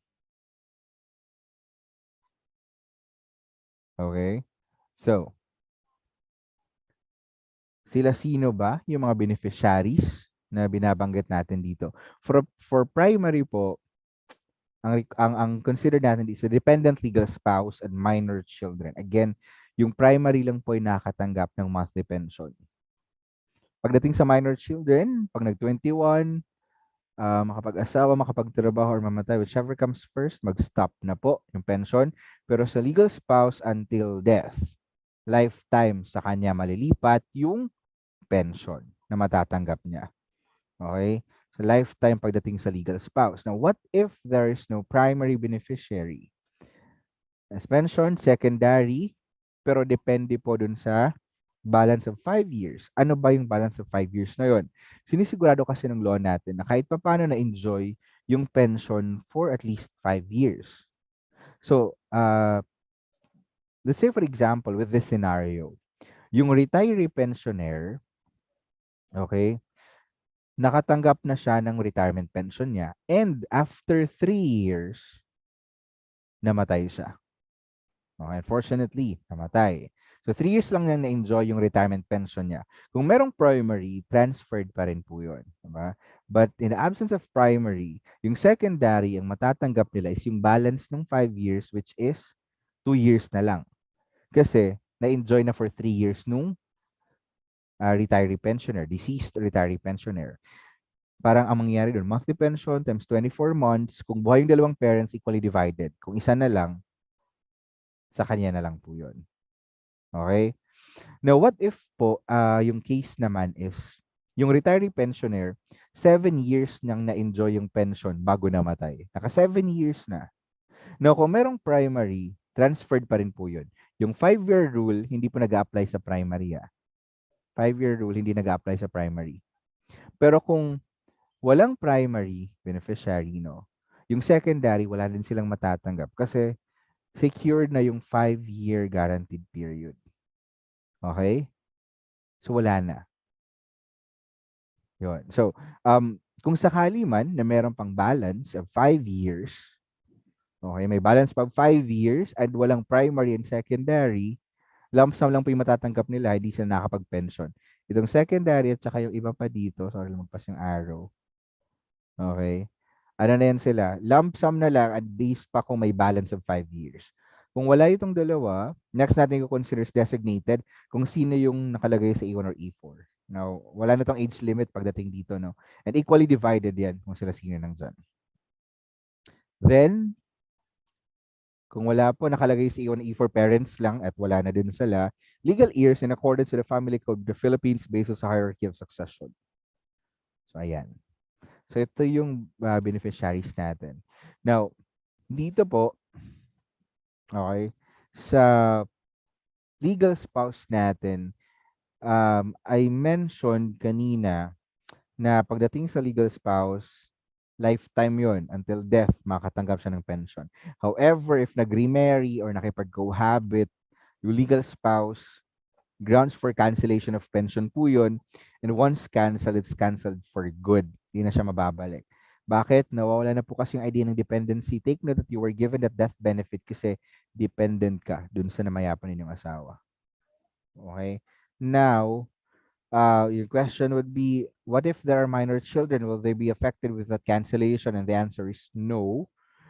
Kung nasan custody yung mga bata, may mag-act lang po as guardian. So, tuloy pa rin yung benefit nila until 21, makapag-asawa, makapagtrabaho, or mamatay. Whichever comes first, but then again, if the child will still a minor, is physically and mentally incapacitated of self-support, tuloy pa rin po ang magiging pension nila. Now, para din po sa mga kapatid nating Muslim, di ba? Allowed sila by law to 4 legal spouse. Pero pag equally divided po yun, hindi tiga 100% sa legal spouse. Equally divided. And pagdating sa minor children, syempre collective. Basta magsisimula tayo sa pinakabata. Titingnan natin dito. Yan. Now, another thing is, what if, sir, married couple, nag-asawa, tapos parehong SSS member, and both are receiving their retirement benefit individually. May kanya-kanya silang retirement benefit. What if yung partner ninyo, yung spouse ninyo yung unang namatay, for example, ikaw na may sarili kang retirement benefit, will you also be entitled for the death benefit as the dependent legal spouse? And the answer is yes. So, maring dalawang pension yung matanggap ninyo. No? Your very own retirement and the death benefit from your deceased spouse. So again, maaring dalawa yung pension na matanggap ninyo. But knowing this, hopefully, baka naman po mamaya ang gawin ninyo, trabahuin niyo ng mga mister, mga misis niyo pag-uwi para siguradong kayo yung mahuli. Huwag naman pong ganun, no? Kidding aside, ito pa rin ang sinumpaang pangako na magsasama hanggang sa dulo ng walang hanggan. That's just one worst case scenario na kung kayo nga talaga yung maiwan and you are both SSS members enjoying your respective retirement benefit as a dependent legal spouse aside from your own retirement benefit will also be entitled to your to the death benefit from your deceased spouse. Okay? So again, ito po, hierarchy of beneficiaries natin to. Ito yung pagkakasunod-sunod. First na i-consider natin is primary. We will only consider secondary in the absence of primary. Same with designated. We'll only consider this in the absence of these two, and legal heirs in the absence of these three. Ito yung pagkakasunod-sunod beneficiaries natin. Okay? Now, Sir Andres, I hope that I still have time. Okay pa naman po ba yung pacing natin? Yes, sir. Everything doing okay. Thank you. Although marami na tayong questions, sir, would you like to take a pause for a while and answer some of our questions before we proceed? Siguro, sir, later na lang para isang magsaka na lahat. Sige po. Makapag-focus tayo dun sa questions na lang din, sir, later. Noted, sir. Thank you. Thank you po. So, ayan. Let's proceed quickly dun sa ating loan program. Sama ito yung mga privilege na ino-offer ni SSS. Currently, what we have is salary loan. Wala na tayo nung walang calamity loan ngayon. Hopefully, walang maging calamity loan. That would imply na there's been a disaster calamity na nag-strike sa ating bansa. But ngayon, ang available natin is salary loan. And for you to qualify or apply for this, merong dapat at least 36 months for 1-month loan and 72 months for 2-month loan. Take note na hindi po tayo kagaya ng ibang agency na every time maglo-loan, tumataas yung loanable amount. It will depend on your contributions and the number of months. And every time mag-apply tayo, there must be an updated 6 months contributions within the 12-month period bago yung month of filing of application.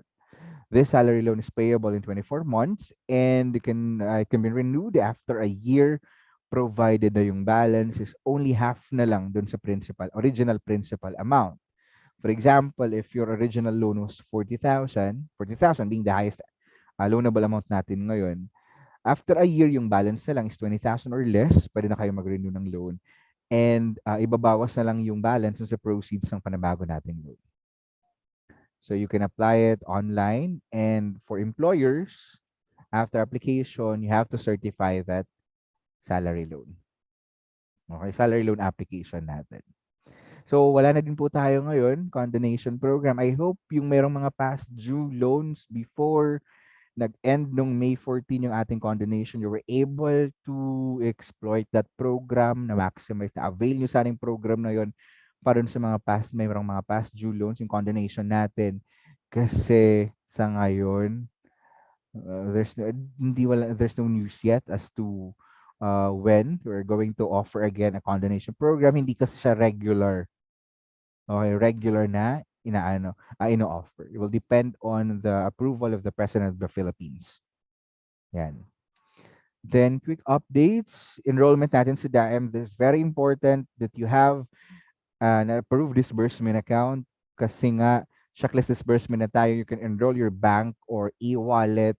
Now, we would require proof of account ninyo, an ID or document, and a selfie photo like this one, holding your proof of account and document or your ID to establish your identity, no? Para maiwasan natin yung mga fraudulent claims. And please bear with us with this additional measure. This is for your own safety po.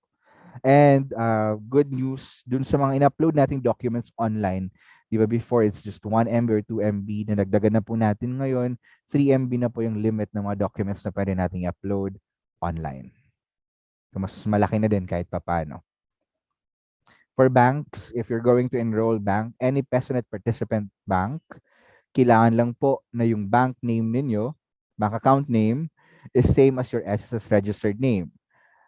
Pag nag-encode tayo, dapat bank account number, wag yung ATM card number. For e-wallet naman, pwede dito yung mga GCash, Paymaya, sorry, Paymaya Coins at PH. Pero take note, para lang po yung mga e-wallet natin para po yun sa disbursement ng benefits. Hindi siya pwede ngayon para sa loan.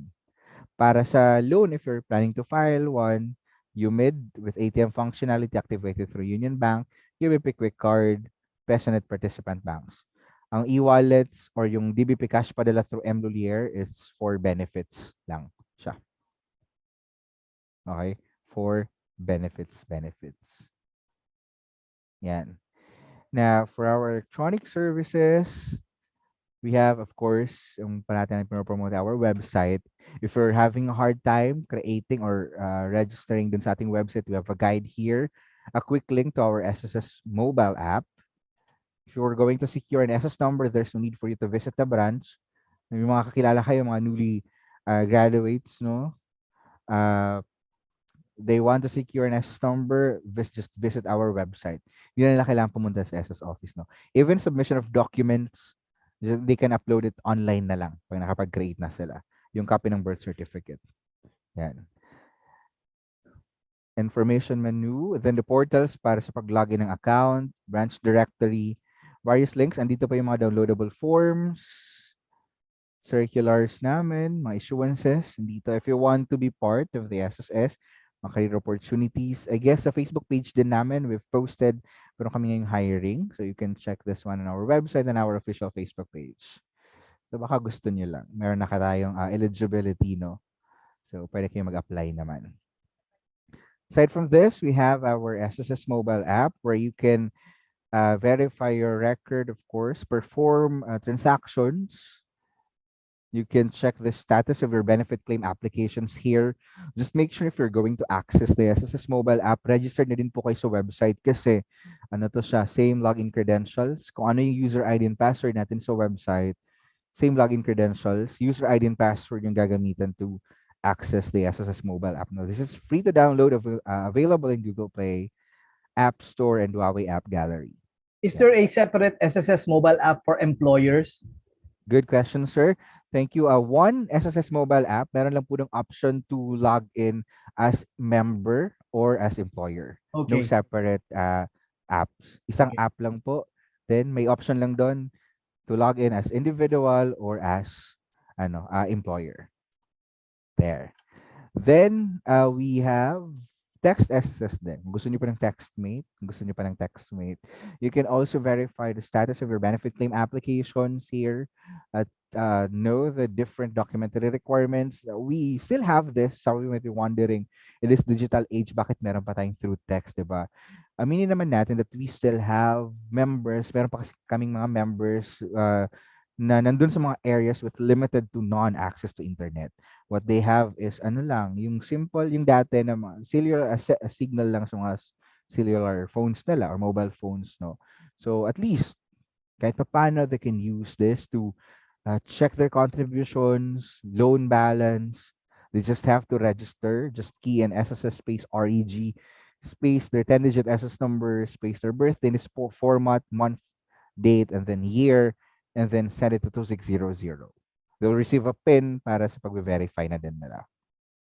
There. Also, would like to encourage everyone to please follow us in our official social media accounts. Available tayo sa Facebook, your Instagram. We have Viber community. Available also tayo sa Twitter, and we also have our YouTube channel. Sa YouTube channel natin, we have yung mga how to videos doon, mga tutorials. We also have vlogs, yung mga step-by-step processes. We'll be updating new videos or vlogs din doon. So just check out para mag-guide din tayo and we'll always be updated and para syempre hindi tayo mabiktima ng fake news. Sobrang naglipanan na ngayon. No? This is a way for us to battle fake news and hindi din tayo mabiktima ng mga online fixers and scammers. So again, you can follow us on one or all of our social media accounts here.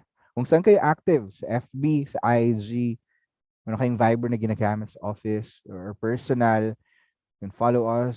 Nag-Twitter kayo, you can follow us or YouTube din. Don't forget to subscribe and of course, click on the notification bell para parati tayong updated.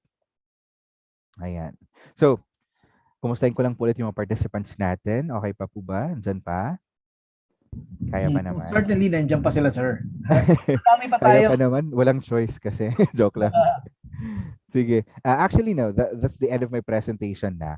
So, here I have a QR code. So, you can scan this QR code for the evaluation link. I'll also be posting a link through our chat facility for those na mahihirapan i-access to. Now, for the link, okay, para sa link natin, ano lang siya, i-copy and paste nyo po sa Chrome browser. Kasi hindi siya gagana pag i-click lang natin. Copy and paste it to your Chrome browser and yun. Make sure to indicate your ang tawag dito, email address, correct Yeah. email address para mabigyan namin kayo ng copy ng presentation. Also, if you want us to invite dun sa mga ibang seminars naman na ginagawa separately ni SSS, yung mga webinars namin for you to be updated para ma-invite namin kayo using this evaluation form, make sure to indicate your correct email address. Thank you.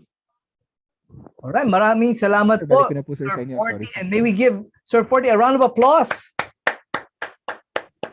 Such a very informative way of really providing us with updates and information about SSS mandatory. Sir Forty, pahinga ka muna dyan. I know that you're still gonna be catching your breath after providing us with more than an hour of relevant information. Ayan. Kaya medyo marami-rami na po mga questions. So sir, uunahin ko lang po yung mga nasa sa bandang taas ng ating chat box. Mamaya po meron din po nag-request na nag-raise ng hand and they want to speak up on their question, on asking their question personally. So in the meantime po, muli, thank you to Mr. Forty Remandaman para sa pag-provide ng relevant information na to on SSS. And while we are allowing him to take a break for now, why don't we, ako lang, I'm just scanning through some of the questions. Yung iba naman po, nasagot na rin ni Sir habang siya nagpe-present.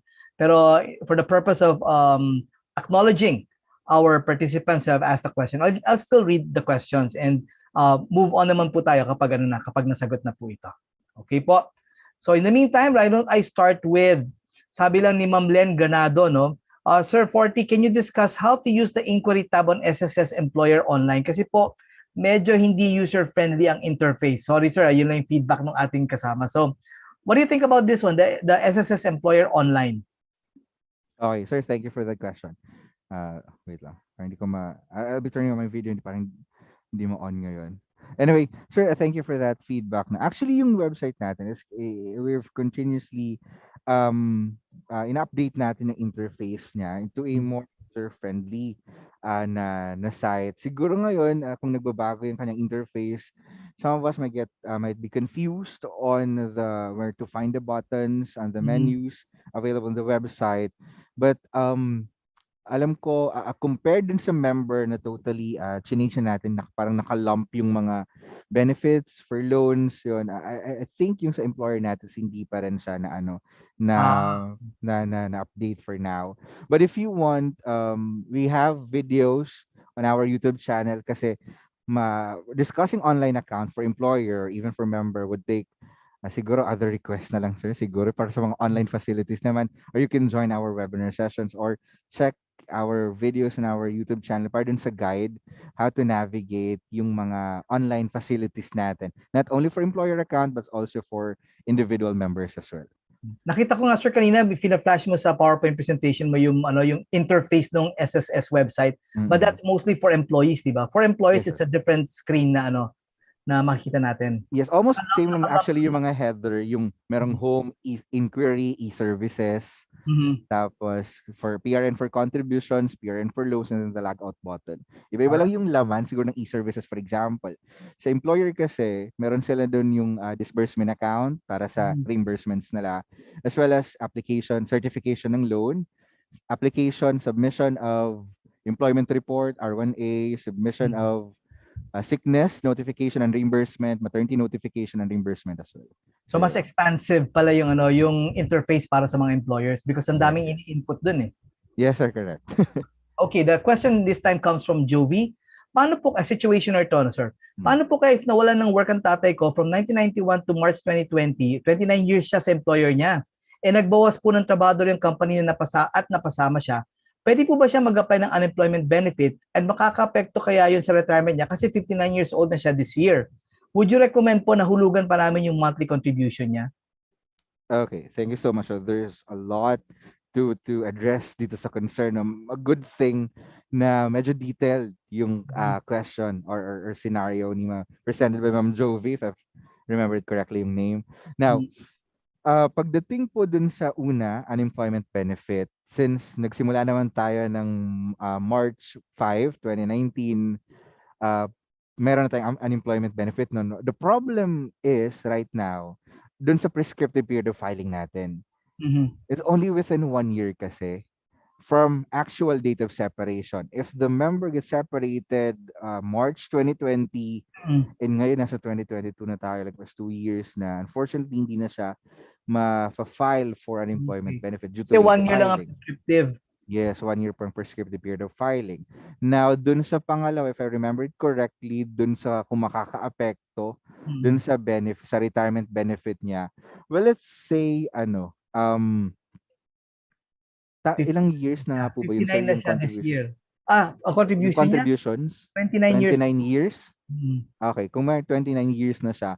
Well, una, for retirement benefit, one thing is for sure, is sure here. Magko-qualify na siya for monthly pension. Because again, ang minimum required lamang natin is 10 years worth of contribution, which is 120 months. Kung naka 29 years na siya, okay, qualified na po siya for monthly pension. Now, if he or she wants to continue pa rin ng contribution since 59 years old pa rin naman, nasa kanya, nasa member na po yun kasi as voluntary naman. But again, pagdating sa retirement, secured na natin yung retirement pension. So nasa member na po yun if they want and still want to continue able and willing to pay their contributions as voluntary member. Kasi kung meron namang mga additional contributions, of course, it will still affect dun sa computation. Ayan, makaka-apekto pa rin dun sa computation ng retirement benefit. Okay. Sir, I know you've been using a lot of the fintech companies for the online payments. Ano uli yung mga pwede natin gamitin na online payment options for our contributions? Para sa mga employers po ng mga contributions, what we can use right now is yung mga online facilities mismo po ng mga banks. If you're familiar with eGov, ng mga transaction, pero ito, program kasi ito ng bank, yung eGov, yung parang electronic payment. So you can check your bank if they have this system, this eGov.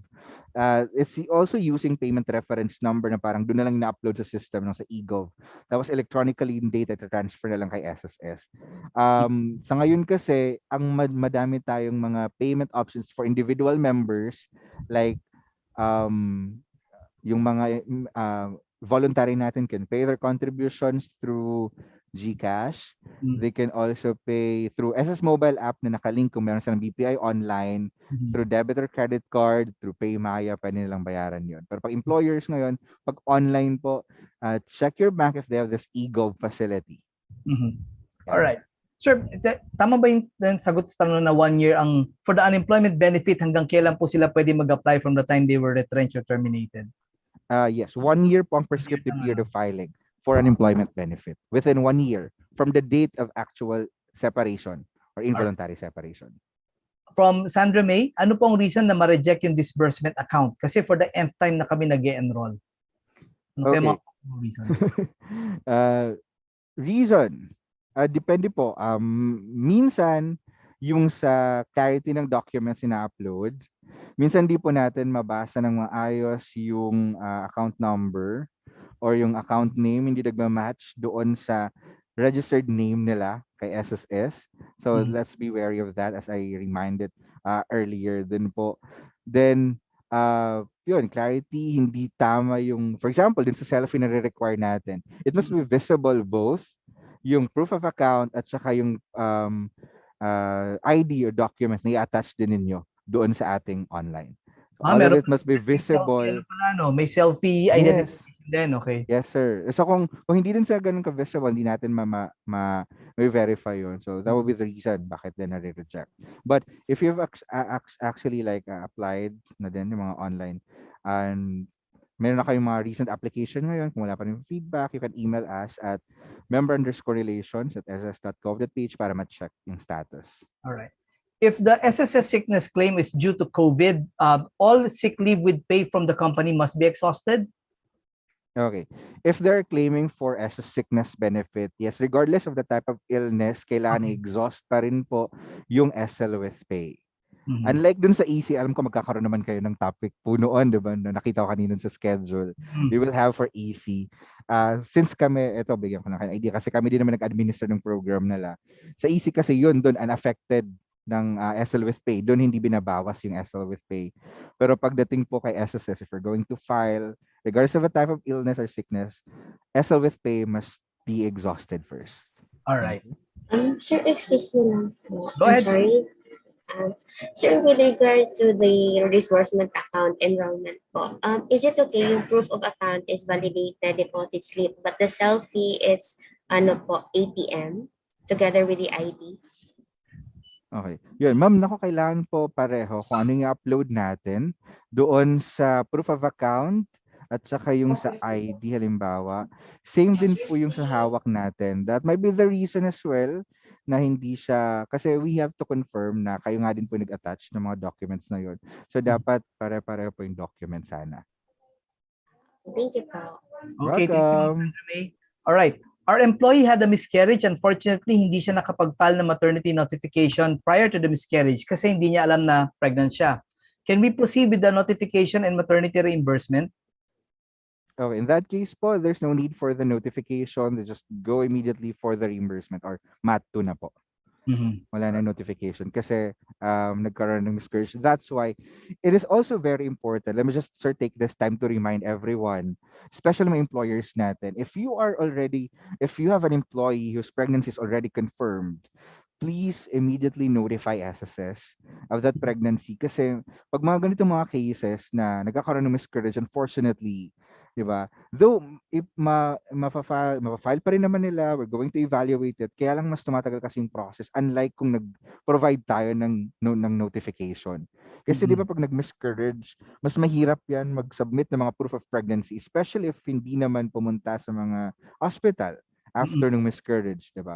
So mas nahihirapan and some would cause rejection or denial pa ng claim dahil hindi sila makapag-provide ng proof that they got pregnant. Immediately nagkaroon ng miscarriage. So that's why again, it's very important as soon as confirmed yung pregnancy, please notify your employer and employer notify SSS. All right. Ayun, thank you for that reminder, sir. So please don't forget pag may mga marites na sa kumpanya at nagsabi buntis si ganito, ayan na, alam niyo na ang gagawin niyo bilang mga HR practitioners. All right, just kidding. Correct. Pero true, kailangan talaga i-alert ng SSS so that it's simpler and easier for the filing of any of these ML benefits. Correct, sir. Required po ba na bayaran ni employer ang mandated government remittances ni employee pag naka-ML siya? Yes, I've addressed this one earlier kanina parang Okay. yes, pero yes, correct, and based yon makikita niyo din po yan yung rule na yan doon sa department order issued by DOLE. So yes, kahit po naka-maternity leave, kailangan po not only for SSS but other social agencies such as PhilHealth and Pag-ibig. Okay, ito naman yung tanong niya is regarding the leaves. The scenario is she delivered out of the expected date of delivery by a normal delivery, but after 6 days, the baby died. My question is, can she still avail the 105 days of leave, or is it under stillbirth since the baby did not reach 30 days? Okay. Good question. Now, this medyo nung mga bago pa lang EMLL, no, medyo na-confuse yung mga natin dito. But it has been confirmed that as long as buhay yung bata nung pinanganak, even if namatay yung bata, unfortunately within 24 hours, basta live childbirth, Okay. entitled siya for 105 days. Okay. 105 days po yun. Basta live childbirth. Ang stillbirth kasi, parang patay na siya sa loob bago pa ilabas. Nailabas. So, basta live childbirth, that's 105 days. All right. Salamat, sir. I'd like to call on Miss Cynthia Patron. Ma'am, could you please unmute your microphone so that you could be recognized? Ma'am Cynthia, for your question. Good morning, Sir Porty. Hi, Ma'am Cynthia. Apo. So, bali itong question ko medyo medyo may legal implication. So, maybe eye-opener din po ito sa iba. Meron po kami kasing actually we experience na may nakapag-file ng unemployment benefit but still employed. So, parang nagkaroon ng verification kasi yung pag-i-issue ng e-certification ng e-certificate from Department of Labor lately na lang. So we don't know actually about this yung sa unemployment. I saw it sa FB page ng SSS na mayroong ganon. But syempre hindi kami interested kasi nga wala namang basically ang mga na-unemploy lang sa amin is yung mga resign. So, naka-receive kami ng email for verification na nag-a-apply ng unemployment. And then, yun nga, so yung employee kasi is, employed. So, ano po ba yung action ni SSS dito? Kasi di ba po, nakikita naman po ni SSS na with the contribution po, and then di naman nag-change ng employer. So, example, mga 10 years na example siya sa company, tapos hindi naman nag-change ng employer. Walang pakta, walang gap sa contribution, but then naka-avail po. Ano po ba yung action doon ni SSS? Kasi baka may experience din po yung iba about this or first time nyo po itong nadinig. Actually, to be honest, this is the first time, and I'm actually surprised na merong like employed talaga siya, ma'am, tapos na nakapag ang tawag dito, naaprubahan po talaga ba yung unemployment benefit even with confirmation from Dolly as well.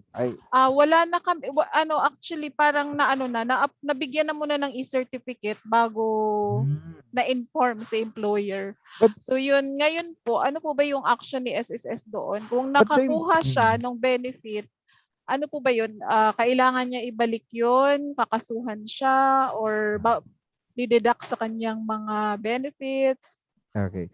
But let me just clarify as well. Kasi one of our requirements for an employment benefit is notice of termination from previous employer. So yung employer nag-provide po ba nun ng notice of termination? Wala actually. Wala naman kasing we were surprised also na may ganon. Okay, so most likely, let's just say, in good faith, that's a fraudulent claim, definitely. Sabihin lang natin. Okay. Opo. If it is a fraudulent claim, since nagkakandak naman po kami ng mga investigations ng ganito. If it was proven fraudulent at nabigay na namin sa kanya unemployment benefit, it will be deducted dun sa future benefit niya. Yun yung case. And most likely, baka mabar pa siya into availing other unemployment benefit in the future. So yun lang po. Parang sa siya, sa NCR po siya, mayroong nangyari. According to them, mayroong ibang ganun. So, but syempre, we are not interested with the others. So, we are focusing on dun sa case nga na yun. But, ayun, eye-opener lang. NCR daw po nangyari yun. So, sige, ma'am. Ma'am, will you be able to, can you PM me that? Just kidding. With the details. Ayan, sige Sir Forty. Siguro nag-submit ako ng evaluation. Baka makita mo yung name ko. Sige. I'll read your evaluation.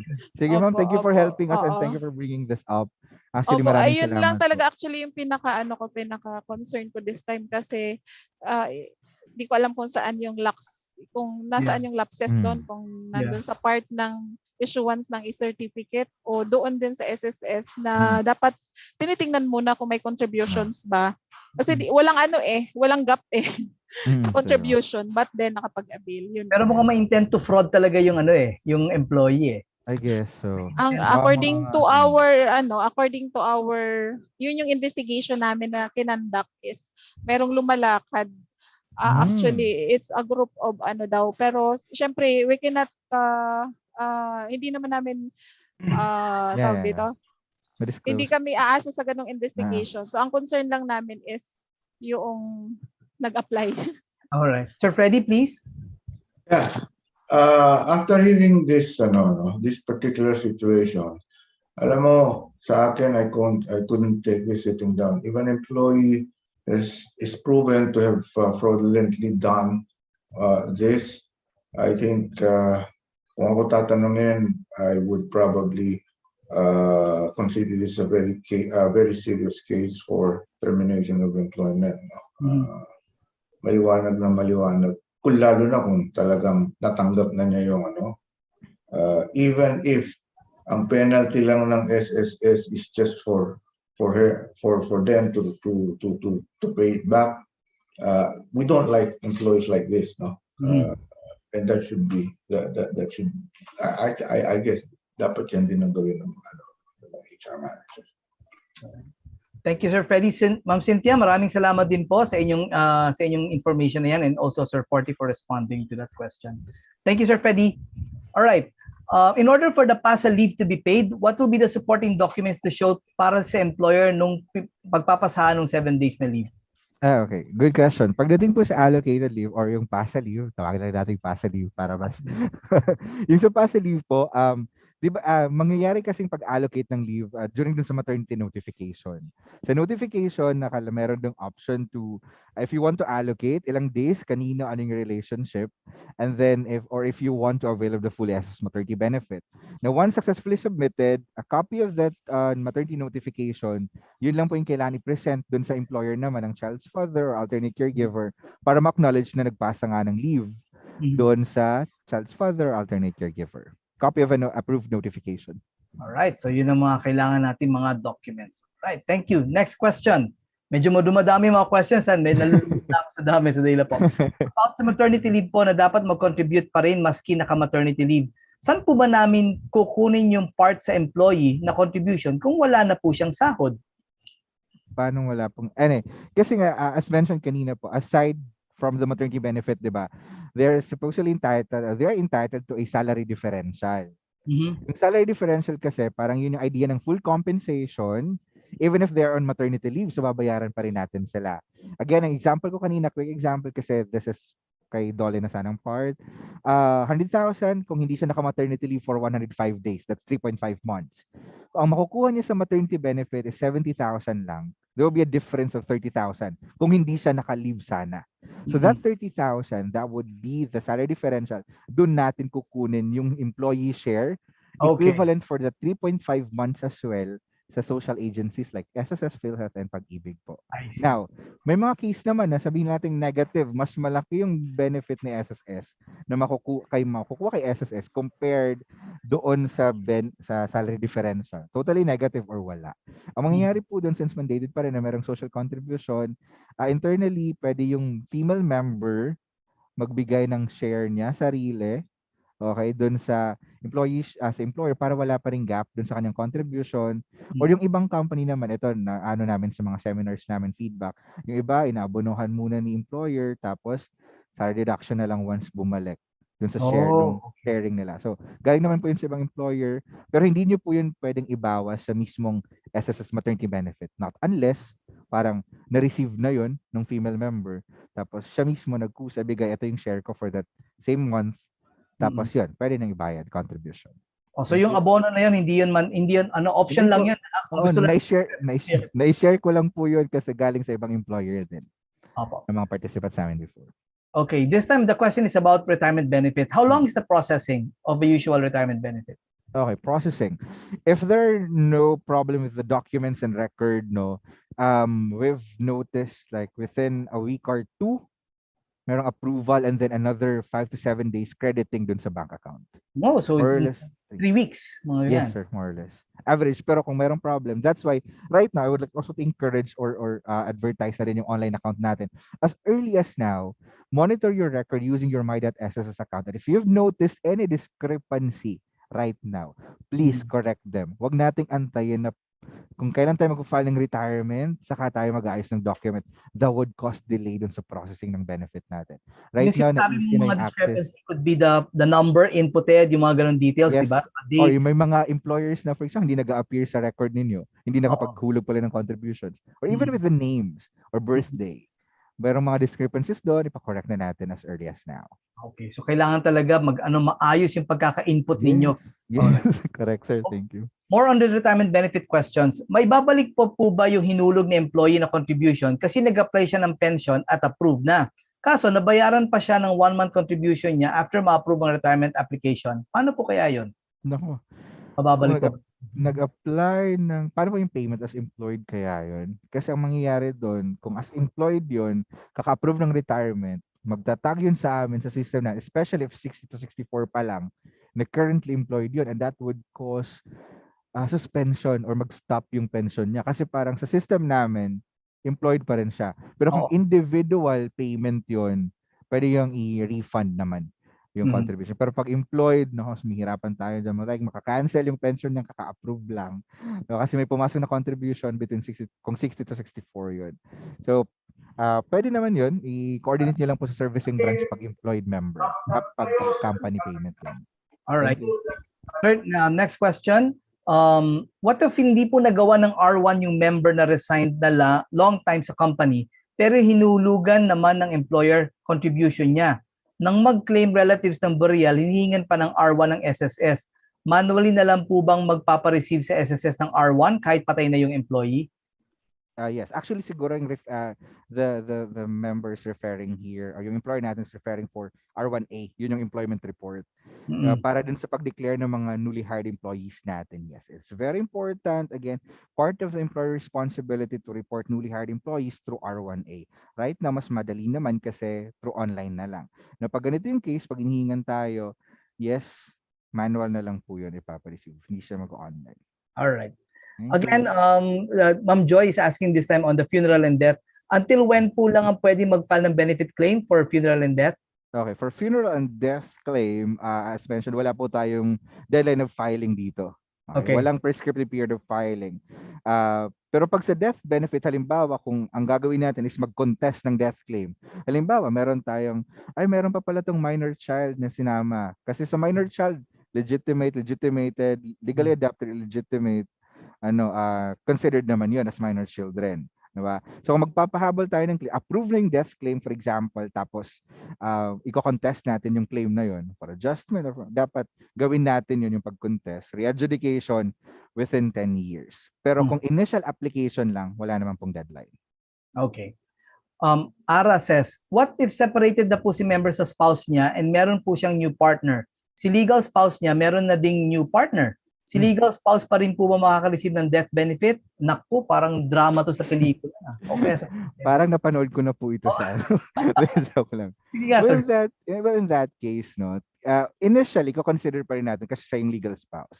But we will conduct investigation. Kailangan kasi natin, for you to be eligible naman for the death benefit as primary beneficiary, kailangan kasi ikaw yung dependent legal spouse. Yun yung definition natin sa law, dependent legal spouse. If you're with someone else na, nakipag-live-in ka na, or nag-remarry ka na, nakipag-cohabit ka na, that are grounds for cancellation of pension or hindi na ma-entitled for pension. So, masaya hindi na din. So, ibig mo sabihin, Sir Forty, meron talagang mga empleyado ng SSS na nag-i-investigate ng mga yan? Yung para talaga check kung talaga bang legally, magkasama pa kayo sa isang bahay o may bago ka ng partner? Yes, sir. Aside from that, actually, we also have this annual confirmation of pensioner. Though for retiree pensioners kasi ngayon, ayun yung exempted ngayon. Pero yung mga death, tumatanggap ng death benefit, kailangan nilang mag-appear sa branch or yung options nila to send an email to confirm na buhay pa din at tumatanggap sila. And then we do conduct as well. And to be honest, hindi naman nahihirapan na sa pag-determine if they are already in cohabitation with someone else or nag-remarry na kasi yung mga neighbors nila, yung mga concerned citizens natin, nagre-report na kay SSS agad. Yung mga madami na po. Marami naman nagre-report talaga. Maraming paraan. We find ways. All right. If a retiree member has only 30 months contribution, will he still be qualifying for a lump sum retirement benefit? 30 months lang naman. 30 months, yes. Contribution. Yes po, entitled pa rin. But if that member po is still young and kaya pa naman pumapunuan yung more than 7 years na lang na contribution, if he or she still can, magpatuloy na lang po muna sa voluntary para paano maka 120 months and will be entitled to other benefits as well. Tapos pagdating ng retirement, diba, may pension din siyang qualified siya for pension. Hindi lang lump sum. All right. Yes. Sickness more than 20 days and above. Some of the evaluators ask for the DTR of the patient. As my experience, DTR would be attached if work-related incident. So, is there a new requirement in filing sickness? Sickness benefit. For SS sickness, actually, DTR, hindi naman siya required. Pero pag easy claim, baka nag-claim din po ng easy. For example, sa online kasi, we have a question there sa pinakadulo, if this is work-related. If this was like parang it was selected as yes, so considered yun na parang for easy claim din. So that's the reason why we asked for other supporting documents. Okay. But the SSS hindi yung po yung DTR. So maybe pag nagpa-filing din for ECC, yan kailangan itong DTR na ito. Yung other mga accident report, pero sa EC na po, alam ko may schedule kayo ng employees compensation din. So wag natin i-preempting speaker na lang. Thank you. Okay, sir. There's a raised hand for a certain Freddie Marquez. So alam ko dito si Sir Freddie because Sir Freddie is in the other room. I'd like to acknowledge that person who raised his hand. Yes, please. Can you unmute your microphone, please? The Freddie Marquez who raised his hand. Okay. Madami po ata sila sir na Freddie Oo, Marquez. pero nag-raise kasi siya ng hand eh. Sige, mamaya na lang po. Isa pa po. May isa pa nag-raise ng hand. Matthew Suva. Matthew, would you like to unmute? I can't possibly hear your voice, Matthew. Give it another try. Sige, while waiting for Matthew for his microphone to work, Sir Ovin, magandang umaga sa iyo. Your question, please. Yeah, hi Sir Anjo. Sir 40, kumusta? Wala na po ba dyan si Sir Jomer? Si Sir Jomer, dito ba po? May seminar lang siya ngayon, sir. Kasi ini-email ko po siya, hindi po siya nasagot. Ang question ko po, Sir 40, kasi ganito, yung mga remittance for loan payment, so ngayon kasi online na mabilis, pero previously kasi, di ba, medyo manual tayo. We have one employee na nabayaran naman namin yung mga loan payment niya pero hindi nagre-reflect. So right now, medyo malaki na yung penalty and I've been asking yung branch o yung servicing branch namin to review it for like 3 months now pero wala pa din po. Yung nagre-request po kami ng payment posting. So, saan po ba pwede, Sir 40, na mag-request ng payment posting? Meron po kaming complete receipts ng mga remittance namin at saka yung loan payments po. Okay. Sir, ganito, were you able to ask na din before from your servicing branch yung list of unposted payments? Or wala pa rin sila na-provide? Ang nagbigay po nung list of unposted is yung separated employee namin kasi hinahabol kami nung separated employee, sir. Okay. For that unposted na individual member na currently employed pa, wala pang bigay, sir, sa inyo? Wala pa po, sir. Okay. So, ganito, yun yung isang option natin is to secure the list of unposted payment. You will see there kung ano yung reason why it's floating or unposted yung payment. You can make necessary correction with that file na mismo and then submit the same dun sa inyong servicing branch for updating kasama yung proof of payment yung na-mention yung mga receipts. Ayan.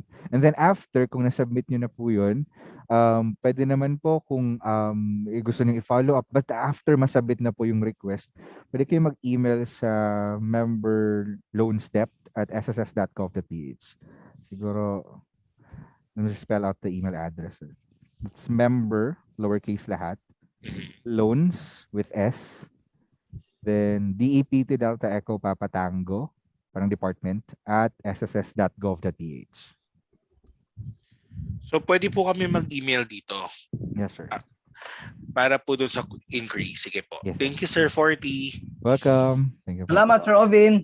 Thank you, Sir Anjo. Yes, sir. The question of Matthew is this one. Matthew, would you like to unmute your microphone now, Matthew? Hello po. Yun, yeah, we can hear you.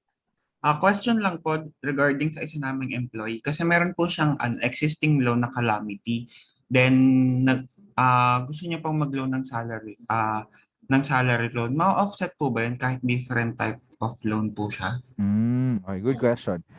Yes, kung nauna po ang salary loan, ang calamity loan rather, tapos magpa-file ng salary loan, ibabawas po yung balance ng calamity loan dun sa proceeds ng salary loan. So, ganun po siya, sir. Under the guidelines kasi of salary loan, any existing balance ng short-term loans nila will be deducted dun sa maging proceeds niya. Now, ito, reminder na lang din dun sa iba siguro, if we will have, wag naman sana, but if we have a calamity loan and salary loan, if you're eligible to both loan, salary and calamity loan, if you want to maximize both proceeds, make sure to file first for salary loan, wait for it to be approved, and then apply for calamity loan. Otherwise, again, if mauna po yung calamity loan, yes, the balance will be deducted dun sa proceeds ng salary loan po. Pero yung salary loan, calamity loan rather, fully paid na yon kasi binawas yung balance. Ang maging active loan na lang yung salary loan, kaya lang yun yung proceeds. Medyo maliit kung malaki pa yung balance ng calamity loan. Clear, Matthew? Yes po. Sir, may isa pa pong question regarding po sa condonation. Hmm. Sige Ah, po. kasi po kung may previous loan po ba, kailangan po ba yung i-settle ng one time or pwede po siya ng monthly din po? Kasi po ang worry namin baka nag-accumulate po yung interest nun if monthly po ang gustong payment na employee sa previous loan niya. Yeah, okay. So I would assume sir na hindi din na-apply yan for condonation program nung in-offer natin recently. And siguro nag-opt na lang siya na through payment na lang sa company, through deduction na lang yung gagawin. Well, nasa member pa din naman yung option na they can settle it in one-time payment or monthly. Kaya lang yun nga sir, you're correct with what worries you or what bothers you. Since past June na yung loan, kung hindi until fully paid, mag-incur pa rin talaga siya ng penalty like any other loan naman.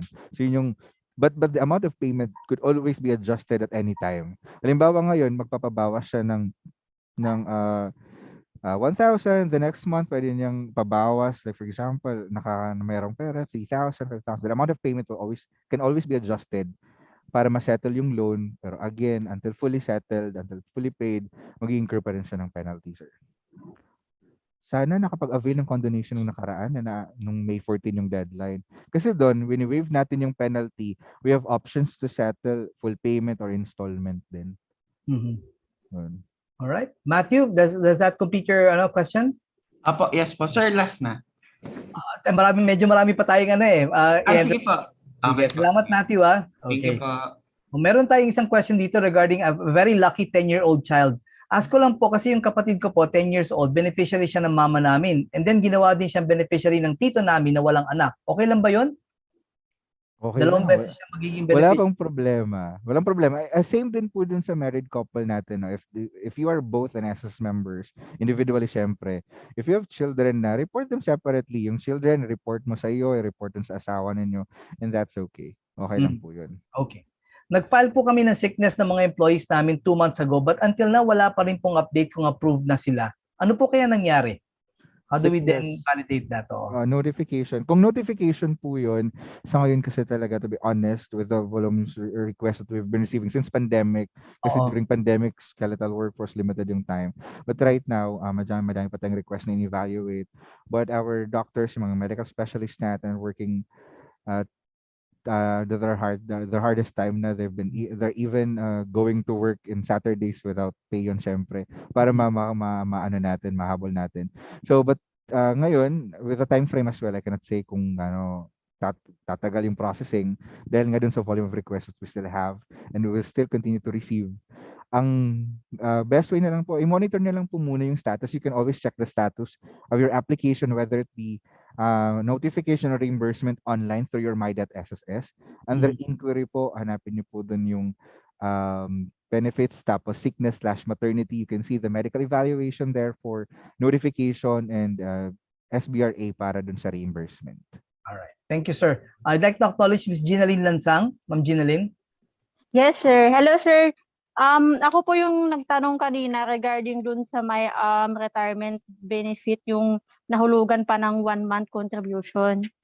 Kasi sir, siya ay nag-file siya ng retirement, 60 years old po siya. Kaya lang, nabayaran nga po namin siya nung 1 month after na ma-approve yung kanyang retirement. Ngayon gusto niyang malaman kung ma-reimburse pa po ba yung kanyang... Ma'am Ginaline? Hello, sir? Yes. Go ahead, kung ma-approve ang... Kung ma-reimburse? Kung ma-reimburse ko yung kanyang, hinulog contribution. Okay. Ma'am, ito tanong ko lang din muna, no, if that's the end of your question. Tanong ko lang, ma'am, employed pa po ba siya sa inyo ngayon? Hindi na po. Sure? Joke lang. Yes, sir. Opo, sir. Totoo po, hindi na talaga. Totoo, Opo, ma'am. sir. Hindi na po. Yes, sir. Sure po, sir. Hindi na po siya employed, sir. No, I'm just making the environment light. So, hindi naman natin siya talaga, ma'am. Ang mangyayari kasi doon, most likely talaga mag-stop yung pension niya kasi as employed yung magtatag na ang tawag dito, papasok na contribution, that would assume, or SSS would assume na, yung system natin would assume na currently employed siya, and kung employed siya, diba, since 60 years old pa lang po, tama? Opo, sir. Yes, 60 years sir. old pa lang siya, edi optional retirement pala, mag-stop talaga yung pension niya. Ang mangyayari po doon, if in case na mag-stop na yung pension niya, okay, doon natin ipaprocess, papa-evaluate yung excess contribution, at ang mangyayari, magre-refile siya ng retirement benefit nun. Refiling ng benefit. Kasi mag-stop talaga po yun pag nakita ng system natin na na may contribution pa siya as employed kasi through company after approval of retirement benefit. Ayun, ma'am. Okay, clear na, Ma'am Ginalyn? Siguro wait natin, no? Siguro best we can Okay wait. po, sir. Antayin Sige mag-stop po, po sir. yung pension. Oo. Okay. Okay, sir. Sige, sir. Thank you. Thank you also. Now, there's a certain set of questions coming from a certain Fedi Marquez. I'll just read one out of the three, no? Sir, kapag nag-file po ng SSS overpayment/refund, paano po ba ang mode of payment nun? Kasi nag-follow up ako last time sa branch ng SSS regarding dyan sa overpayment. Ang sabi lang po sa amin, okay na daw po ang overpayment. Ngayon, tinanong ko si employee kung may natanggap na o may pumasok na sa account niya. Sabi po, wala naman daw pong pumapasok. Almost 2 months na po siya waiting. Okay. Sige, overpayment dun sa sa Refund. loan. No? Now, for those participants natin who are not familiar with this, let me just quickly give parang explanation on this. Sige, sir. Nagkakaroon tayo ng overpayment or overpayment. Most likely nangyari ito sa loan overpayment. Diba, nag-overdeduct, nakapag-renew na, tapos may pumasok pang payment sa previous loan. Now, ang nangyayari po, if you have overpayment from previous loan at nag-request ka netong overpayment or refund, ang nangyayari po dito, if you have an existing loan, kung meron kang current loan na binabayaran, ang option natin dito is offsetting. Matic yun, offsetting.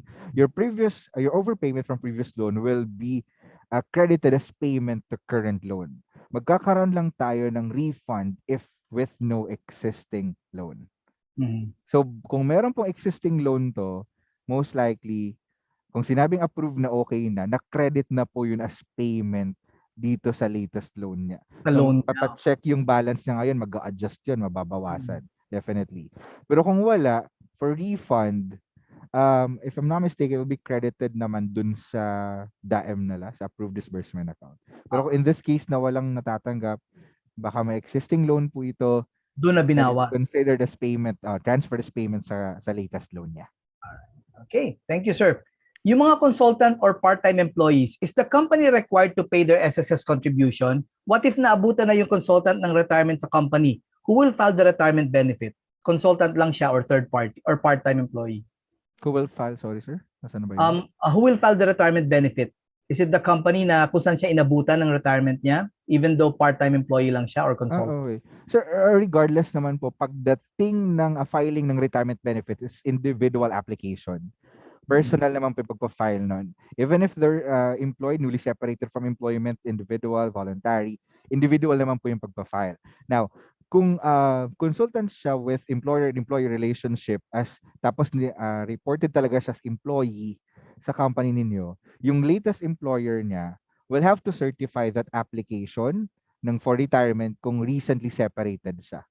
Otherwise, kung ang membership niya is parang self-employed kasi parang consultant lang naman siya eh. Oo, self-employed siya, then individually, online login na lang siya, online file na lang for retirement niya.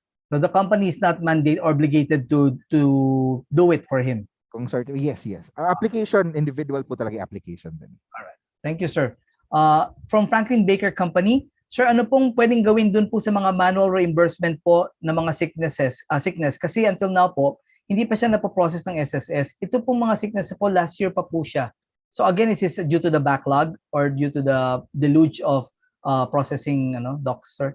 Manual reimbursement. So even before kasi nung ang tawag dito, even before na hindi pa tayo strict dun sa yung DAEM pa yung tawag natin. DAEM. Yung mga yung disbursement account enrollment module, sorry for the jargon.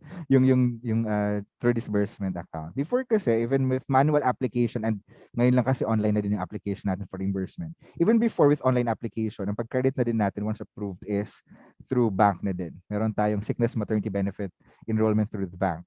If ngayon wala pa rin pong update, you've seen on your online account na wala siya yung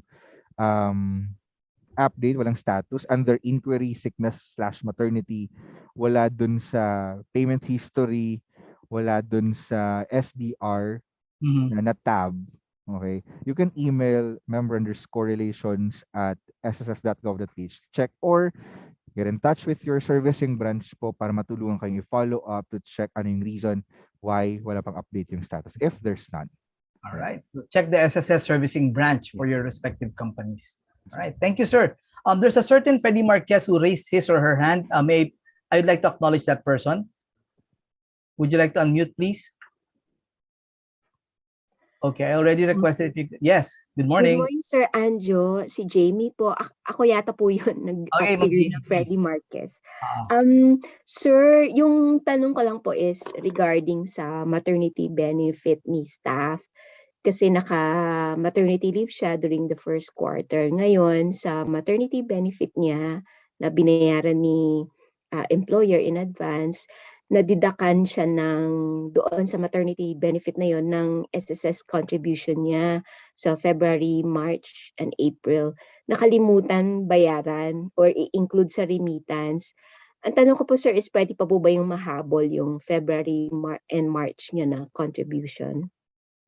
Okay. February and March. Opo.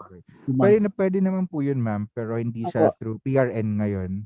Opo. I-manual payment natin yun. Manual na lang. So, pwede namin siyang i-over the counter na po. Yes, opo. Hindi siya, kasi yung PRN natin per applicable month po yun eh. Yes so, walang po. retroactive. Manual payment na lang natin. Opo. So, through bank na lang, pero mapapasok pa rin siya sa February and March. Hindi yung over. Opo. I would advise, ma'am, sa branch with tellering facility.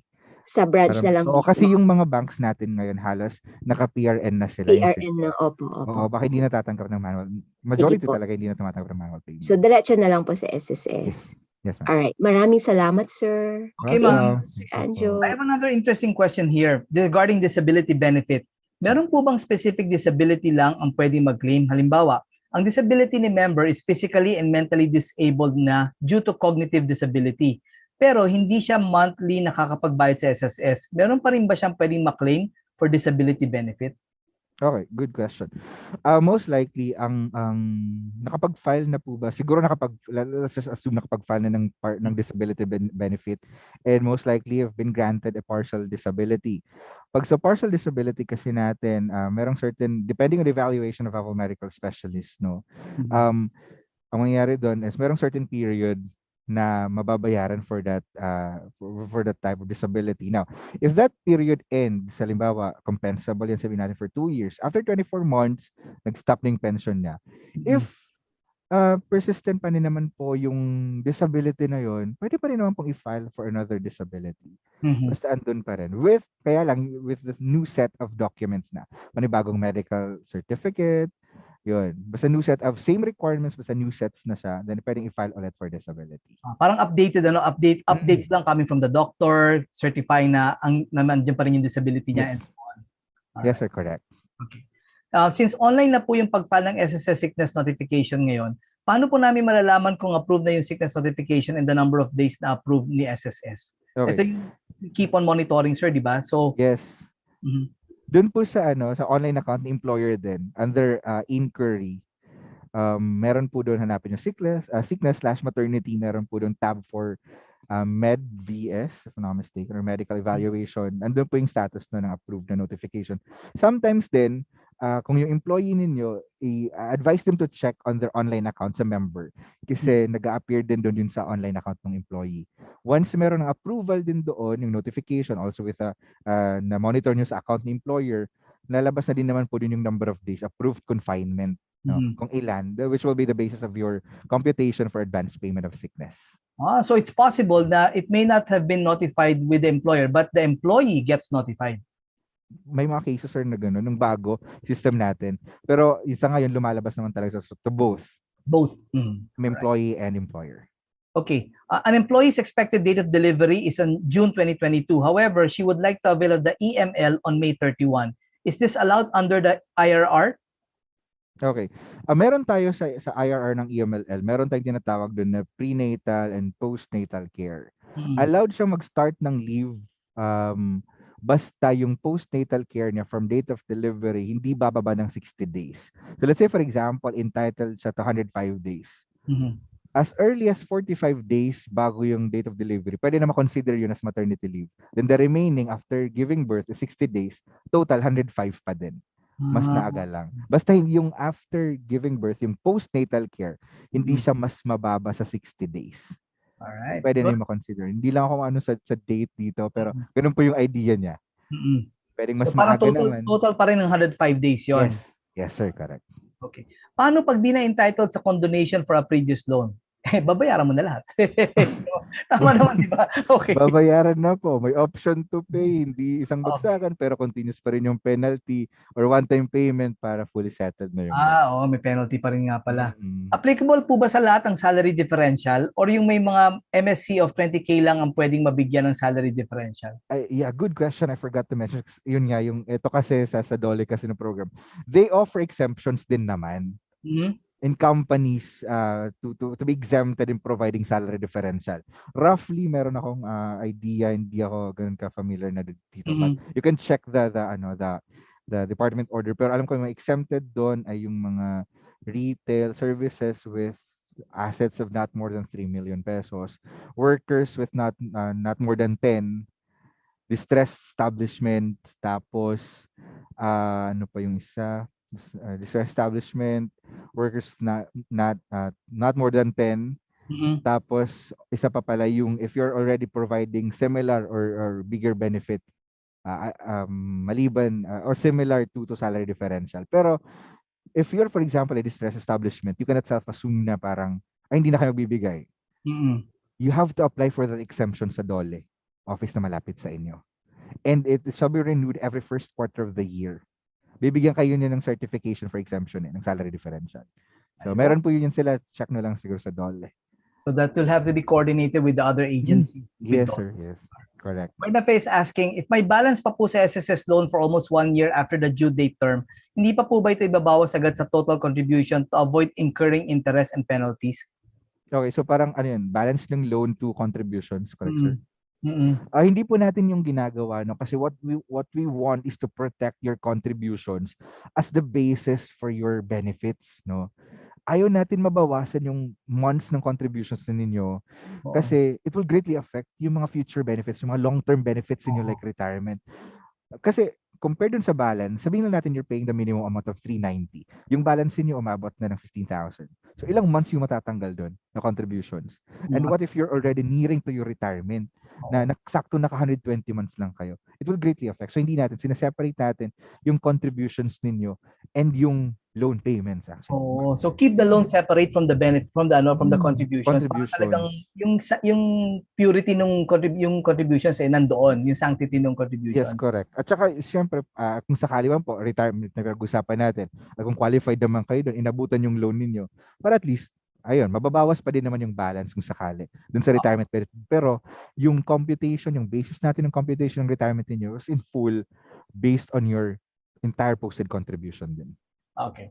Okay, Carol says, we have previously enrolled DAEM, DAEM, then one day we noticed that there were no more enrolled DAEM. So we asked SSS on this but got no clear response. We're trying to enroll again but almost 2 months na since submitted the requirements via bank certificate.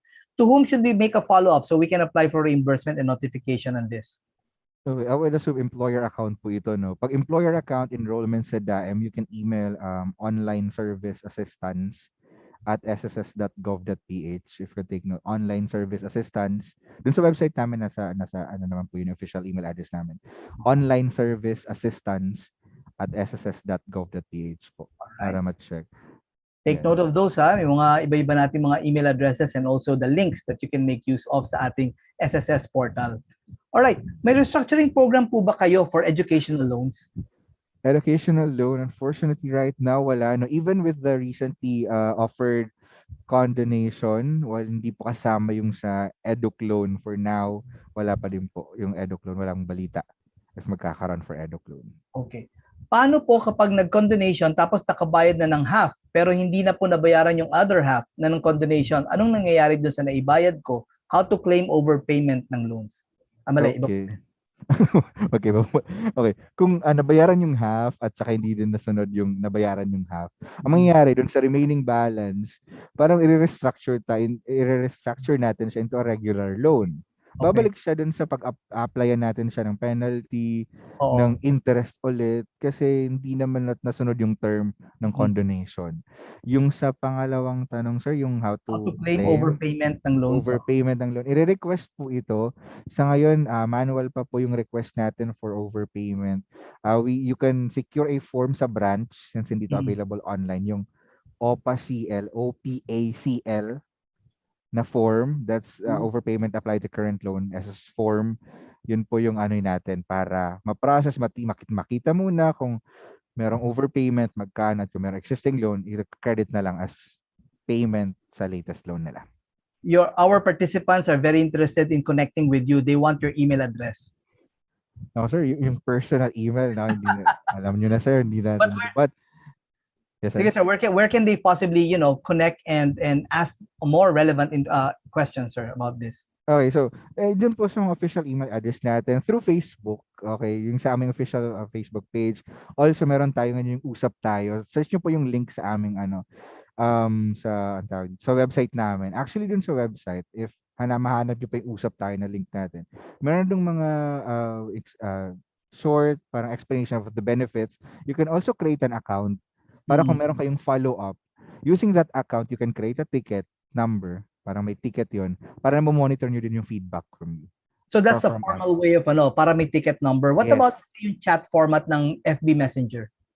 Yung FB Messenger, since majority doon, yung mga general inquiries lang din naman, since meron tayong data privacy. So mga social medias natin po, general inquiry kasi open to public to all. And if you want to engage in our social media then, please refrain from giving your personal information. You can ask mga general questions if you want mas detailed.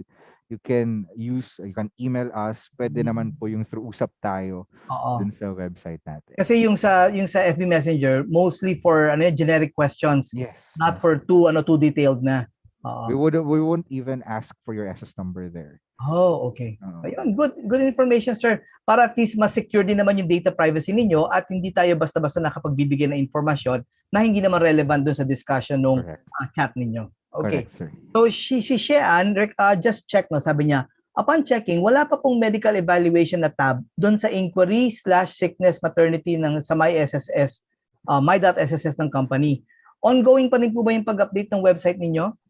Wait, sige. Sir, let me just double check kung ano yung name ng tab kasi I guess it's not din talaga.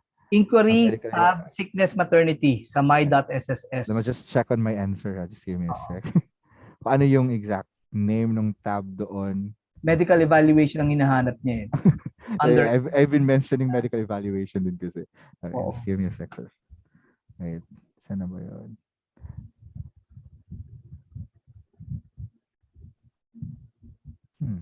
Is it there, sir? Just give me a sec. Saan na ba yun?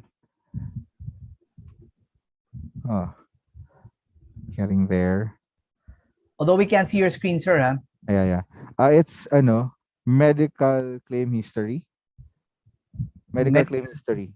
Medical claim history, hindi siya medical evaluation. Yeah. Medical claim history. Under medical claim history. So, Ma'am Shean, if you could please check again the tabs. It's medical. What's that again? Medical claim history. Medical claim history. All right. Maris has sent me a direct message and she says, ang scenario po namin is si employee nasa 7th month na ng pagbubuntis niya, but due to COVID, tinubuhan siya. Na-confine siya and nailabas naman si baby. Buhay si baby pero si employee after ilang araw namatay. 105 days pa rin po ba for computation ng maternity benefit niya at hindi pa ito maapektuhan ang funeral claim niya since hindi tapos ang 105 days? How sad this scenario? Okay. Now, this is a sad news, no? Itong case na to. But in this case, ang mangyayari po, yes, if the female member still is entitled for that maternity benefit and then she died, hindi na din yung employer kasi employer they don't have to advance naman kung hindi pa rin na-advance. So, yung maternity benefit, makiklaim yung entitlement ng maternity niya upon filing ng funeral or death benefit kung sino yung beneficiary. sila makakapag-claim. But if the employer were able to advance the maternity benefit, they can also file for reimbursement afterward. Pero kung ito, siguro unexpected kasi yung case na to in 7 months, I would assume na hindi siya na rin na-file for reimbursement. So, makiklaim na lang yung entitlement ng maternity benefit ng deceased member natin upon filing or may mag-claim na po ng funeral or death benefit. So, employer hindi na kailangan mag-advance dito kung hindi sila nakapag-advance. Yan po. So for those of you who want to invite Mr. Forty sa mga organizations inyo for sessions like this, how may they get in touch with you, sir? Ayun. Yung sa mga email, if you want, no, kasi we're also conducting, sir, if you would let me also share our company, our seminars, no. For our employers, if you want us to do orientation to mga employees ninyo, exclusive to your companies, no, we can discuss everything like this one, general information. If you want a specific topic, just email us at member_education@sss.gov.ph. Mag-request po kayo din for a company seminar. Online din po siya. You can use Zoom, MS Teams, or whatever platforms that you want. Pwede po. Also, pwede nyo i-check sa, if you want to attend other seminars, punta po kayo sa eventbrite.com. Meron po kami dong mga seminars like yung in-depth intensive training namin, also yung mga webinars namin, so you can always check schedules there. Okay, so it's member_education at sss.gov.ph. Correct, sir. Yeah, so I already placed it in our chat box. Ayan. Maraming salamat. Also, sir, siguro another one, as a reminder na din, itong evaluation form natin, don't forget again to scan, and I'll try to paste it once again, our code. Make sure to input your correct email address para kung meron pa kami mga announcement for seminars, di ba, ma-invite din namin kayo through your email address on this evaluation form. Yes, Thank you. sir. On that note, I'd like to say maraming salamat po sa inyo, Sir Forty. And my apologies if I am unable to read all the questions. Pero kasi marami din sa mga questions medyo situational na, which you may also want to make use of the SSS features, ng kanilang mga chat features, and also the Usap Tayo feature of SSS portal para talagang ma-testing natin yung capability ng ating website ng SSS. 'Di ba, Sir Forty? Yes, correct po. Okay, so maraming salamat po sa inyong pagdalo, Sir Forty. And again, sa ating more than 140 plus participants who have taken the time in the last 3 hours of being with us, attending HR MBSI's 19 Laws on Compensation and Benefits. Naku, thank you very much po. Sir Forty, maraming salamat po. Palapakan po natin si Sir Forty sa kanyang participation for today. And we'll be sending you a certificate of appreciation, Sir Forty. But mula po sa amin sa HR MBSI, kay Sir Freddy, sa aming chairman, sa aming presidente, Mr. Joey Reyes, at mga kasamahan namin sa HR MBSI, muli our sincere thanks for your coming for today. Sir Freddy, any words coming from your end? Just on behalf of our board of directors, I'd like to thank first of all our distinguished guests, resource person for today. Thank you very much. And then to you also, Anjo, and to everybody who has spent some time or who have spent some time here with us today. Maraming salamat po. Have a good lunch. Yes, sir. So muli, thank you very much, Sir Forty. Thank you to all our 140 plus participants, and may you all have a safe weekend. Okay, God bless you, everyone. Thank you very much.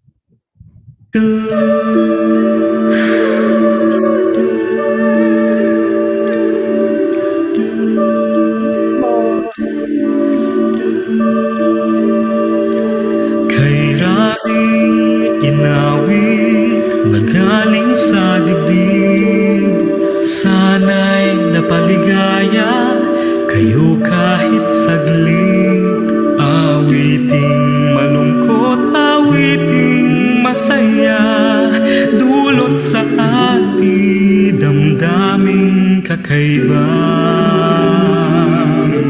Habang umaawit ay naaalala pa ang nakalipas sa buhay, malilingot pa ba? Ngunit pansamantalay hanggang dito na lang, hanggang sa muli kayo'y aawitan.